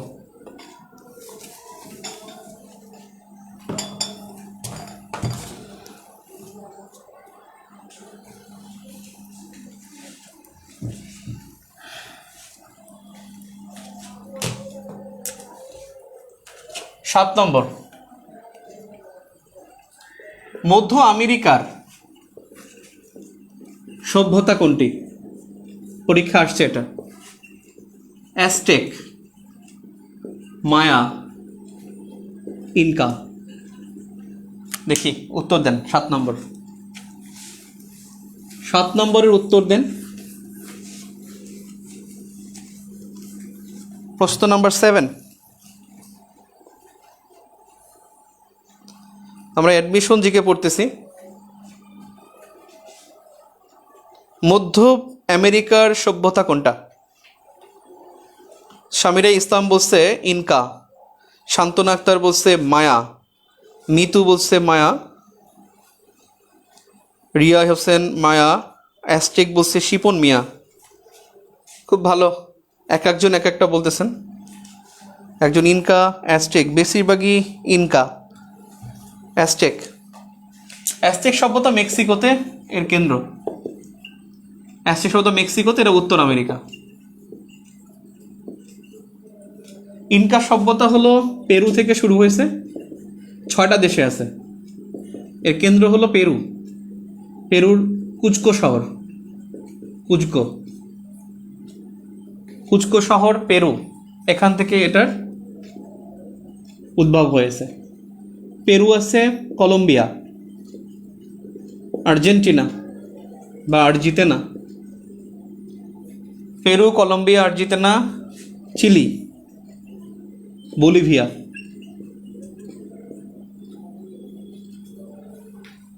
বলিভিয়া আর একটা যেন কে। তার মানে ইনকা সভ্যতা দক্ষিণ আমেরিকা, দক্ষিণ আমেরিকা। আর মায়া সভ্যতা হলো মধ্য আমেরিকা, মায়া সভ্যতা হলো মধ্য America. Honduras, Guatemala, Honduras, Guatemala. মেক্সিকোতে অল্প একটু আছে, মেক্সিকোতে অল্প একটু। এগুলো তার মানে অ্যাজটেক সভ্যতা উত্তর আমেরিকা, মায়া হলো মধ্য আমেরিকা। উত্তর হবে মধ্য আমেরিকা সভ্যতা হলো মায়া, আর দক্ষিণ আমেরিকা বললে হবে ইনকা, আর অ্যাজটেক হলো মেক্সিকোতে, উত্তর আমেরিকায়। এটা বিগত প্রশ্ন, অ্যাজটেক সভ্যতা কোথায়? মেক্সিকোতে। এটা পরীক্ষা আসছিল। তার মানে অ্যাজটেক মেক্সিকো, উত্তর আমেরিকা, মায়া হলো মধ্য আমেরিকায়, ইনকা হলো দক্ষিণ আমেরিকায়।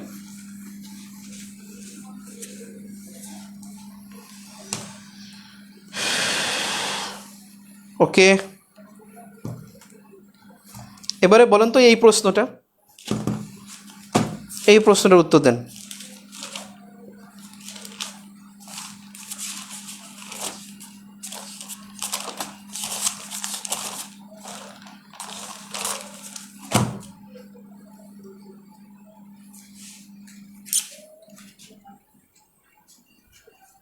চিচেন ইৎজা শহরটি কোথায়? চিচেন ইৎজা শহরটি কোথায়? মেক্সিকো, পেরু, কোন জায়গায়? প্রশ্ন নম্বর 9।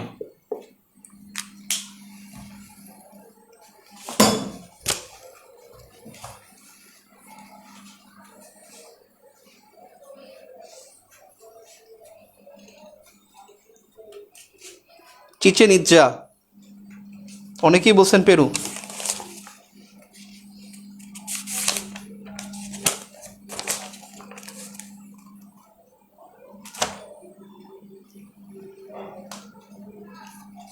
চিচেন ইৎজা মেক্সিকোতে, আর পেরুতে হলো মাচু Picchu. Machu Picchu, Machu Picchu হলো পেরুতে, Machu Picchu. Chichen Itza Mexico.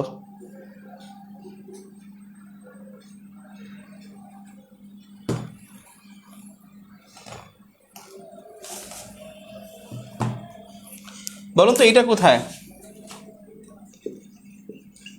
কোনটি ইথিওপিয়ায়?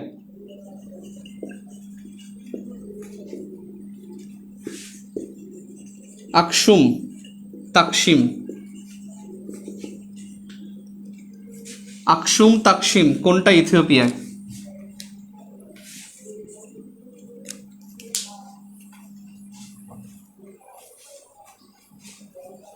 আকসুম, তাকসুম।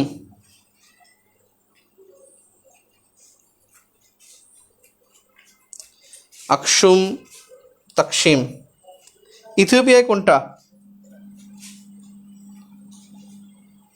কবিতার মতো, একজন বলে আকসুম, পরের জন তাকসিম, একজন আকসুম, তারপর Taksim, Aksum Taksim, Aksum Taksim. Aksum হলো ইথিওপিয়ায়, তাকসিম হলো তুরস্কে, Taksim square. Taksim square.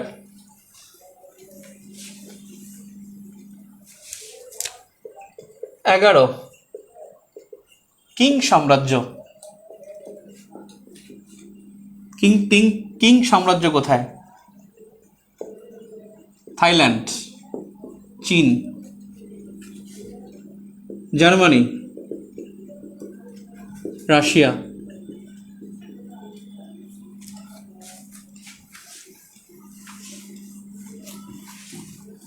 King সাম্রাজ্য কোথায় ছিল?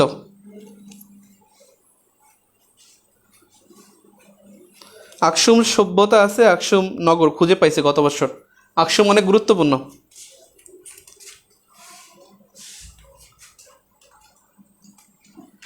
ও মোবাইল নড়ে যাচ্ছে। 11 বলছে থাইল্যান্ড, চীন, থাইল্যান্ড, চীন, থাইল্যান্ড, চীন। এটা হলো চীনে। থাইল্যান্ডে হলো চক্রী বংশ। জার্মানিতে হলো প্রুশিয়া। প্রুশিয়া সাম্রাজ্য জার্মানিতে ছিল। রাশিয়া হলো জার সাম্রাজ্য। তাহলে প্রুশিয়া সাম্রাজ্য জার্মানি, জার সাম্রাজ্য রাশিয়ায়, চক্রী সাম্রাজ্য হলো থাইল্যান্ডে, আর কিং সাম্রাজ্য ছিল চীনে। এই সাম্রাজ্যেরই পতন হয়েছে 1912 সালে। 1912 সালে পতন। 12 সালে পতন হয় এবং 12 সালেই জাতীয়তাবাদী চীনের প্রতিষ্ঠিত হয়। জাতীয়তাবাদী চীন প্রতিষ্ঠা আসলে 1911 সালে। 11 সালে পতন হয়। জাতীয়তাবাদী চীন প্রতিষ্ঠা 1911-তে এবং প্রতিষ্ঠা করেছে সান ইয়াতসেন। সান ইয়াতসিন। চীন থেকে প্রশ্ন আসে নাই এমন কোনো পরীক্ষা হয় নাই। ভর্তি পরীক্ষায় চীন থেকে প্রশ্ন হয় নাই এ যাবৎকালে আমার চোখে পড়ে নাই। চীন থেকে প্রশ্ন হয় 2-1 বছর মিস হতে পারে, কিন্তু ম্যাক্সিমাম প্রশ্ন হয় এখান থেকে।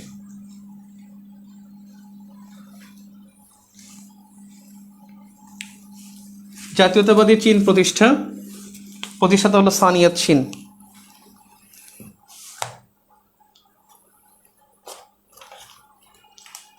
বিগত প্রশ্ন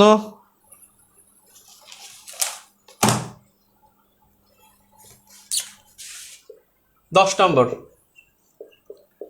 মধ্যযুগের নগর। মধ্যযুগের নগর ময়নামতি, ময়নামতি, সোনারগাঁও, উয়ারি বটেশ্বর। কোনটা মধ্যযুগের নগর? কোনটা মধ্যযুগের নগর?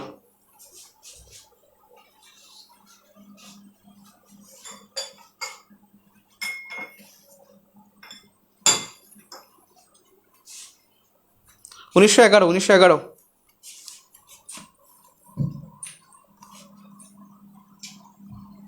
সোনারগাঁও, ময়নামতি, ওয়ারি বটেশ্বর। সবাই সব বলতেছেন, গুড। দেখেন, ওয়ারি বটেশ্বর বাংলাদেশের সবচেয়ে প্রাচীনতম। মহাস্থানগড়ের চাইতেও 100 বছর আগে, আজ থেকে 2500 বছর আগে। মধ্যযুগে হওয়ার প্রশ্নই আসে না। ময়নামতি এটা ধর্মপাল নির্মাণ করছে। ধর্মপাল তো না, আরে মহিপাল। তার মানে এটা পাল বংশের সর্বশেষ, অর্থাৎ 11 শতকের দিকে। আর সোনারগাঁও প্রতিষ্ঠা হয়েছে 1338 সালে। এটাই মধ্যযুগ এবং সুলতানি যুগে। আপনাদের মধ্যে একটা কোশ্চেন আসে রাজধানী নিয়ে, কোশ্চেনটার ব্যাখ্যা আমি দিচ্ছি। মধ্যযুগ হবে সোনারগাঁও, ওয়ারি বটেশ্বর প্রাচীনতম। সোনারগাঁও হলো মধ্যযুগে সুলতানি আমলে এবং প্রতিষ্ঠা করছে ফখরুদ্দিন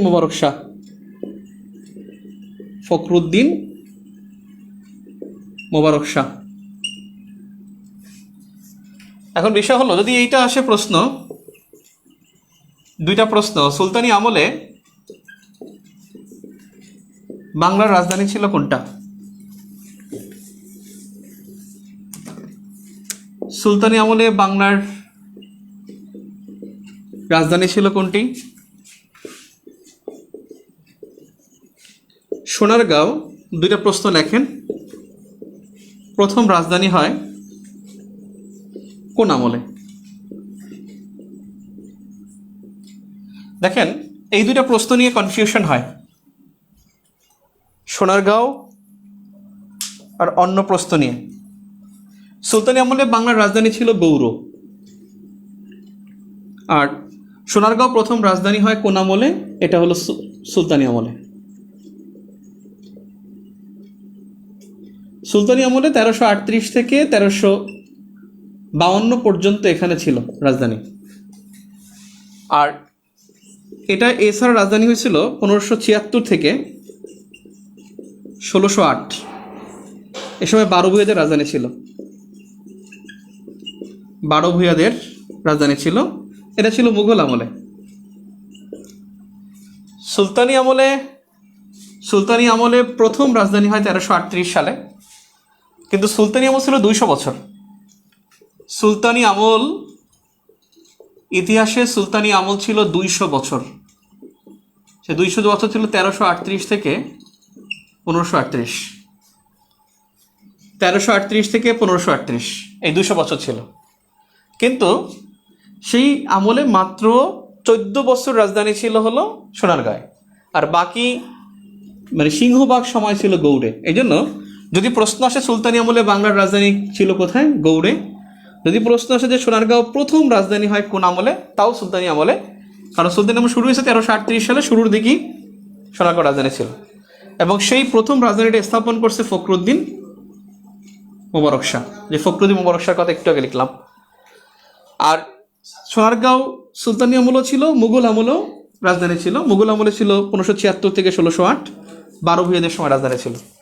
এই সোনারগাঁও রাজধানী ছিল, এটা প্রশ্ন বহুবার অ্যাডমিশন টেস্টে এসেছে।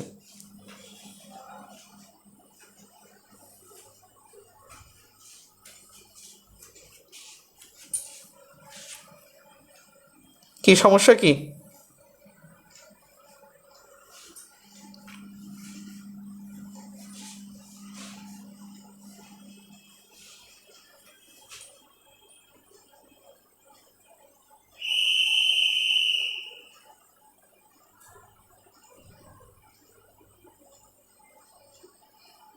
কি বলতেছে এগুলো?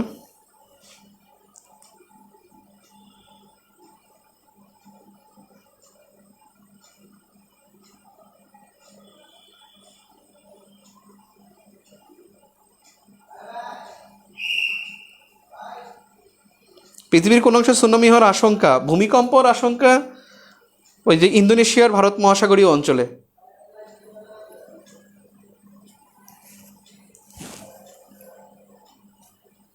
এই ফ্যানটা বাড়াত।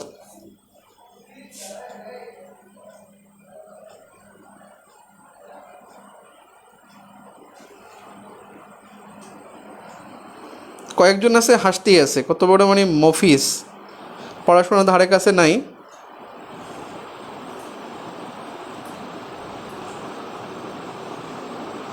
ওকে, নেক্সট ক্লাস আপনাদের আর এরকমের ওপেনলি ক্লাস হবে না। আপনাদের ক্লাসগুলো হবে আইকন ক্লাসে ভর্তিকৃত শিক্ষার্থীদের জন্য। এবার আমরা ওপেন ক্লাস আসলে রাখতে চাচ্ছি না, দুঃখিত।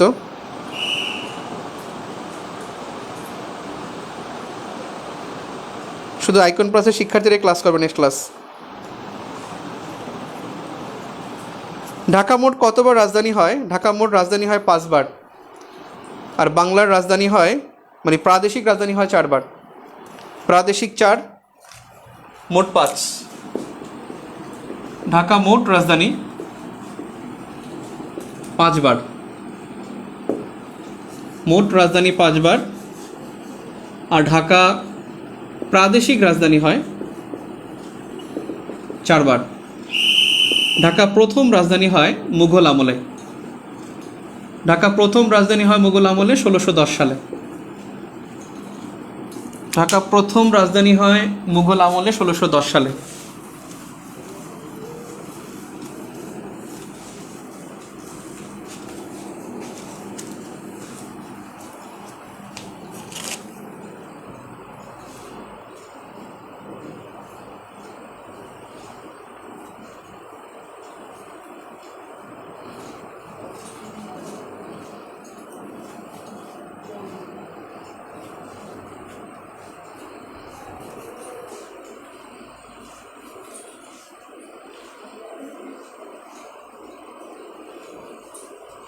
কোনো কোশ্চেন? জিআই পণ্য হলো 9টি। জিআই পণ্য 9টি। জিআই পণ্য হলো জিওগ্রাফিক্যাল ইন্ডিকেশন। জিওগ্রাফিক্যাল ইন্ডিকেশন অথবা ভৌগোলিক নির্দেশক পণ্য। ভৌগোলিক নির্দেশক পণ্য। এখানে একটা বিষয় হলো যে এই পণ্যটার মানে কি, আসলে এই পণ্যগুলো যখন বলবে এই পণ্যগুলো সব আপনাদের, মানে জিআই পণ্য মানে ইলিশ, ইলিশ জিআই পণ্য, এটা বলা মানে এটা বাংলাদেশে শুধুমাত্র। জামদানি, অর্থাৎ জামদানি বলবে, জামদানি শুধুমাত্র বাংলাদেশের। খিরসাপাতি আম, যে খিরসাপাতি আম যতবার বলবে এটা মনেই করা হবে যে বাংলাদেশ। এটা বলতে হবে না যে মেড ইন বাংলাদেশ বা ফ্রম বাংলাদেশ, অর্থাৎ এটা বললেই বুঝতে হবে যে এটা ফ্রম মানে শুধুমাত্র বাংলাদেশে। অর্থাৎ এই ইলিশ, জামদানি, খিরসাপাতি পৃথিবীর যেখানেই থাকুক এটার মানে নামটা হবে বাংলাদেশের হিসেবে। অর্থাৎ প্রথমে এটা কি করে, প্রথমে বাংলাদেশের ডিপিডিটি একটা কমিটি মানে প্রতিষ্ঠান আছে, বা department of patent design and trademark authority, DPDT, department of patent design and trademark, patent design and trademark, department of patent design and trademark, trademark এই প্রতিষ্ঠানটা এটা শিল্প মন্ত্রণালয়ের অধীনে, বাংলাদেশের শিল্প মন্ত্রণালয়ের অধীনে। এই শিল্প মন্ত্রণালয় তাদের এখান থেকে তারা একটা নোটিশ দেয় যে এখন থেকে এই ইলিশ হিলসা পণ্যটি বাংলাদেশের। এইটা দেওয়ার পরে 100 দিনের মধ্যে, 100 দিনের মধ্যে, আমি যদি ভুল না করি 100 দিন, 100 দিনের মধ্যে তাকে একটা অনাপত্তি জানাতে হয়, আপত্তি দিতে হয়। অর্থাৎ যদি কেউ বলে যে না হিলসা আমারও আছে, তখন তাকে আপত্তি দিতে হয়। এটা 100 দিন ছিল বা 100 দিন আছে, আমি 6 মাস হতে পারে, আমি এটা ভুল করতে পারি, পরে 100 দিন এটা আমার মনে পড়ে। তখন তারা এটা ওয়েবসাইটে আপলোড করে, তখন তারা অনাপত্তি জানায়, মানে আপত্তি জানায়। যদি এখানে কেউ আপত্তি জানায় তখন এটার কেউ জিআই পণ্য পায় না। তখন এই শিল্প মন্ত্রণালয় তারা ঘোষণা করে যে আমরা জিআই, এবং সেই হিসেবে একটা সনদ দেয় উইপো, ওয়ার্ল্ড ইন্টেলেকচুয়াল প্রপার্টি অর্গানাইজেশন, তারা একটা যা সনদ বা ঘোষণাপত্র হিসেবে দিবে। তবে তাদের তেমন কোনো কাজ নাই, কাজটা হলো শুধুমাত্র ডিপিডিটির, তাদেরই।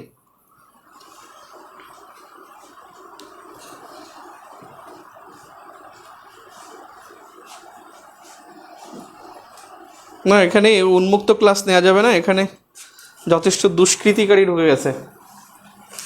তো বাজে, মানুষের ভালো কাজ করতেই দিবে না।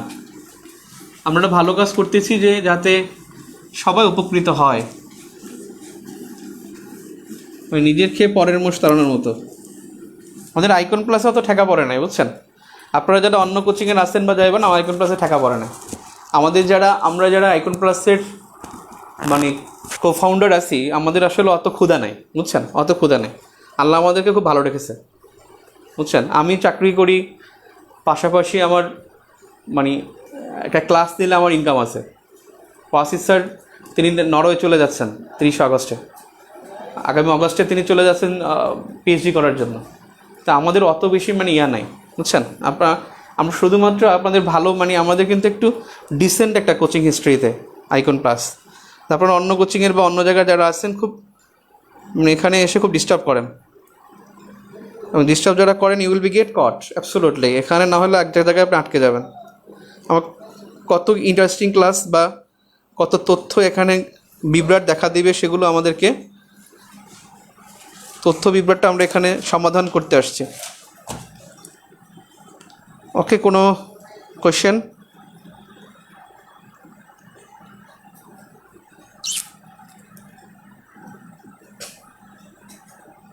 ধান উৎপাদনে আমরা কত, 4 না 3? ধান উৎপাদনে কত অবস্থান?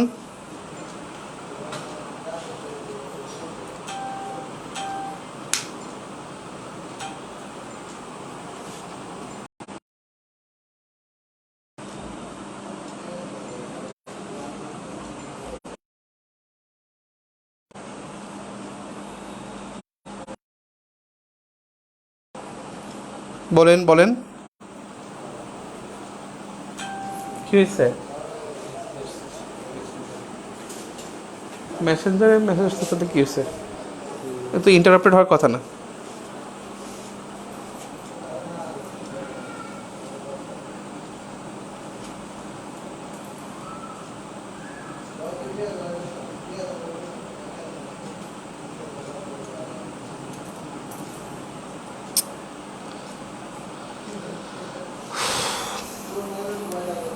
বিগত কোশ্চেন নিয়ে কোনো কনফিউশন আছে কি না জিজ্ঞেস করলে তো পারবেন না।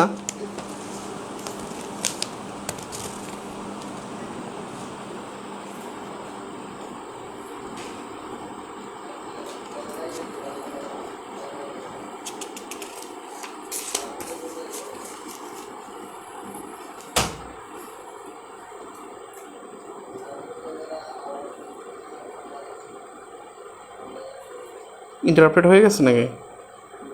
আমি তো ঢুকতে পারতেছি না, দেখতে পারতেছি না। চলতেছে?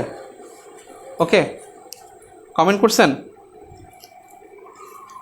তাহলে ধান উৎপাদনে হলো তৃতীয়, আগে 4 ছিল, এখন 4 নাই। আর মাছ উৎপাদনে আমরা কিন্তু তৃতীয়, কিন্তু মাছ উৎপাদন বৃদ্ধিতে বললে দ্বিতীয়। মাছ উৎপাদন বৃদ্ধিতে আমরা হলাম দ্বিতীয়, কিন্তু মাছ উৎপাদনে বললে তৃতীয়। আর মাছ চাষ বললে পঞ্চম, মাছ চাষে হলো পঞ্চম। মিঠা পানির মাছ উৎপাদন আর উৎপাদন একই কথা, মিঠা পানির মাছ উৎপাদন বললে তৃতীয়। কারণ আমাদের এই মাছের প্রায় 12 ভাগ চাহিদা পূরণ করা হলো ইলিশ। মাছের 12 ভাগই হলো ইলিশ। বাংলাদেশ যে মাছ উৎপাদন পায়, মাছ উৎপাদন তো করে না, ইলিশ তো পাওয়া যায়। ইলিশকে আমরা চাষ করি না, আসে বাংলাদেশে খাওয়ার জন্য, মানে ডিম পাড়ার জন্য আমরা ধরে খায়া ফেলাই।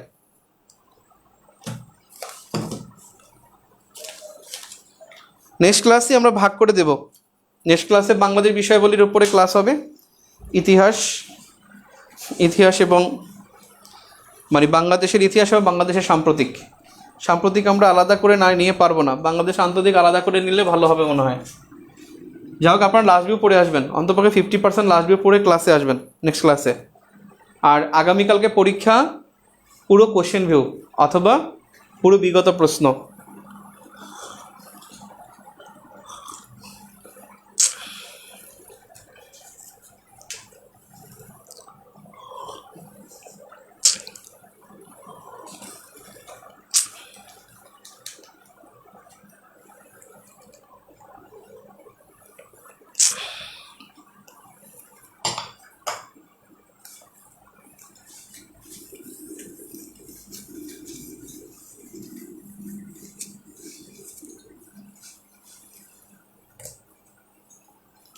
মোবাইলটা আমার কি হলো, আমি দেখতেছি না, কমেন্ট দেখতেছি না। কতজন আছে রে? দেখতে পারতেছি না কেন আমি? ও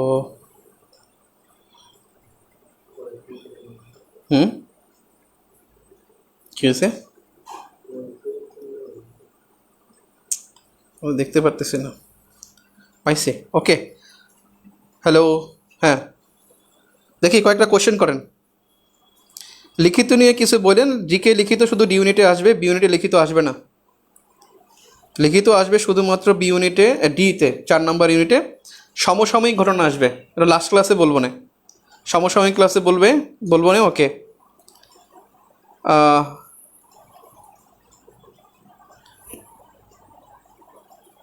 গুরুত্বপূর্ণ গ্রন্থ মুদ্রা রাজধানী। আমি আপনাদেরকে বলছি বিগত কোশ্চেন নিয়ে কোনো কোশ্চেন আছে কি না, যে আপনাদের উত্তর একটা আছে বা আরেকটা বুঝতেছেন সেটা।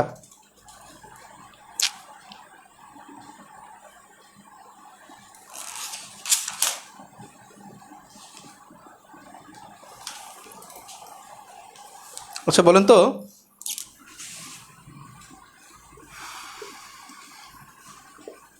কার্বন ট্যাক্স এবং কার্বন ট্রেড, এই দুইটা কে কোনটা চালু করে? কার্বন ট্রেড আর কার্বন ট্যাক্স। কার্বন ট্যাক্স প্রথম চালু করে কে?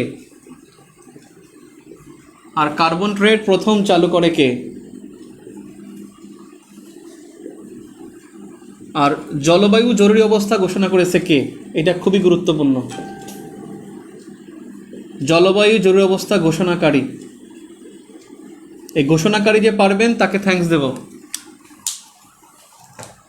জলবায়ু জরুরি অবস্থা ঘোষণাকারী কোন দেশ?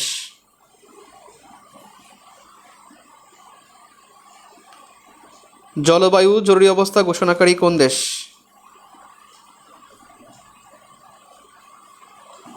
জলবায়ু জরুরি অবস্থা ঘোষণাকারী প্রথম কোন দেশ?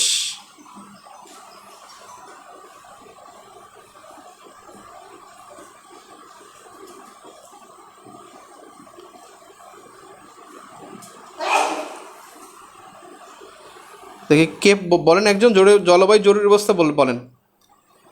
এটা পারলে থ্যাঙ্কস দেব। নিউজিল্যান্ড, মালদ্বীপ, বাংলাদেশ? এটা খুবই গুরুত্বপূর্ণ। ব্রিটিশ পার্লামেন্ট জলবায়ু জরুরি অবস্থা প্রথম ঘোষণা করেছে ব্রিটিশ পার্লামেন্ট। কার্বন ট্যাক্স প্রথম চালু করেছে ফিনল্যান্ড, কার্বন কর। আর কার্বন ট্রেড এটা চালুকারী হলো কিয়োটো প্রোটোকলের মাধ্যমে চালু হয়। এটা কোনো নির্দিষ্ট দেশ না, কিয়োটো প্রোটোকল 1997 এর মাধ্যমে চালু। আপনারা যারা ভর্তি পরীক্ষা দিবেন এই প্রশ্নটা খুব ভালোভাবে লিখে নেন। জলবায়ু জরুরি অবস্থা ঘোষণাকারী পৃথিবীর প্রথম দেশ ব্রিটিশ, বা ব্রিটিশ পার্লামেন্ট প্রথম চালু করে, বা ব্রিটেন চালু করে। তাহলে কার্বন ট্রেড মানে হলো একটা দেশ ধরেন এতটুকু কার্বন এমিশন করে, আর একটা দেশ এতটুকু কার্বন এমিশন করে, এত বেশি, তার মানে ওর চাইতে ও এতগুলো কার্বন বেশি এমিশন করে। এই জন্য ও এইটা ওর কাছ থেকে কিনে নিবে, অর্থাৎ ওকে টাকা দিবে যে আমি এতগুলা করতেছি কার্বন এমিশন, তুমি টাকা নাও, অর্থাৎ ক্ষতিপূরণ দিবে এই এ কান্ট্রিকে। ও এ কান্ট্রি ও বি কান্ট্রি, ও এমিশনটা করে অনেক বেশি, ও করে কম, সেক্ষেত্রে ও ওর কাছ থেকে এই কার্বনটা ওর কাছ থেকে কিনে নেবে। অর্থাৎ যে কম উদ্গীরণ করবে সে বেশি উদ্গীরণের কাছে এটা বিক্রি করবে, বা ক্ষতিপূরণ সে নিবে। এটা হলো কার্বন ট্রেড। কার্বন বাণিজ্যটা হলো বেশি উদ্গীরণকারী তিনি ক্ষতিপূরণ হিসেবে কম উদ্গীরণকারীকে জরিমানা প্রদান করবে। এই ক্ষতিপূরণটাই হলো কার্বন বাণিজ্য। খুব ভালো একটা কনসেপ্ট, পরীক্ষায় আসতে পারে।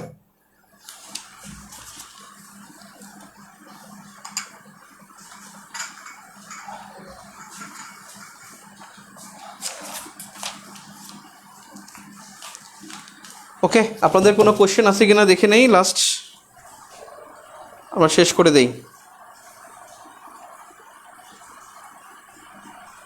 বিউপি নিয়ে আমি বলছি, বিউপি নিয়ে অনেকবার বলা হয়েছে। লাস্ট ভিউ কোশ্চেন ভিউ এর উপরে নাই, আগে কোশ্চেন ভিউ তারপরে লাস্ট ভিউ।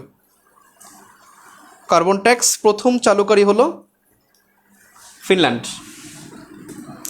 আর এটা আপনাদের বারবার কোশ্চেনটা আপনারা করে থাকেন, কার্বন ও গ্রিন হাউস এই গ্যাস উদ্গীরণে যে শীর্ষ দেশ 1 চীন, 2 ইউএসএ, 3 ভারত। আর যখন বলে মাথাপিছু কার্বন নিঃসরণ, তখন শীর্ষ দেশ অস্ট্রেলিয়া। মাথাপিছু কার্বন বললে হবে সৌদি আরব।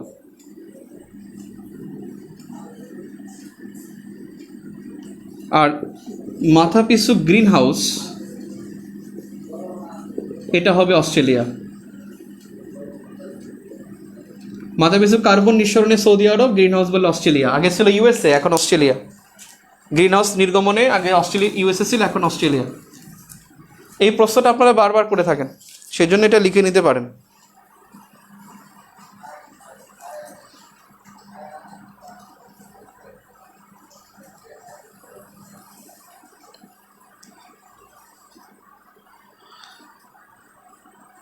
আমার চার্জ শেষ হয়ে গেছে। ওকে, আজকে এ পর্যন্তই। আল্লাহ হাফেজ। আগামীকালকে পরীক্ষা আমাদের আইকন প্লাসের পেজে জানিয়ে দেওয়া হবে।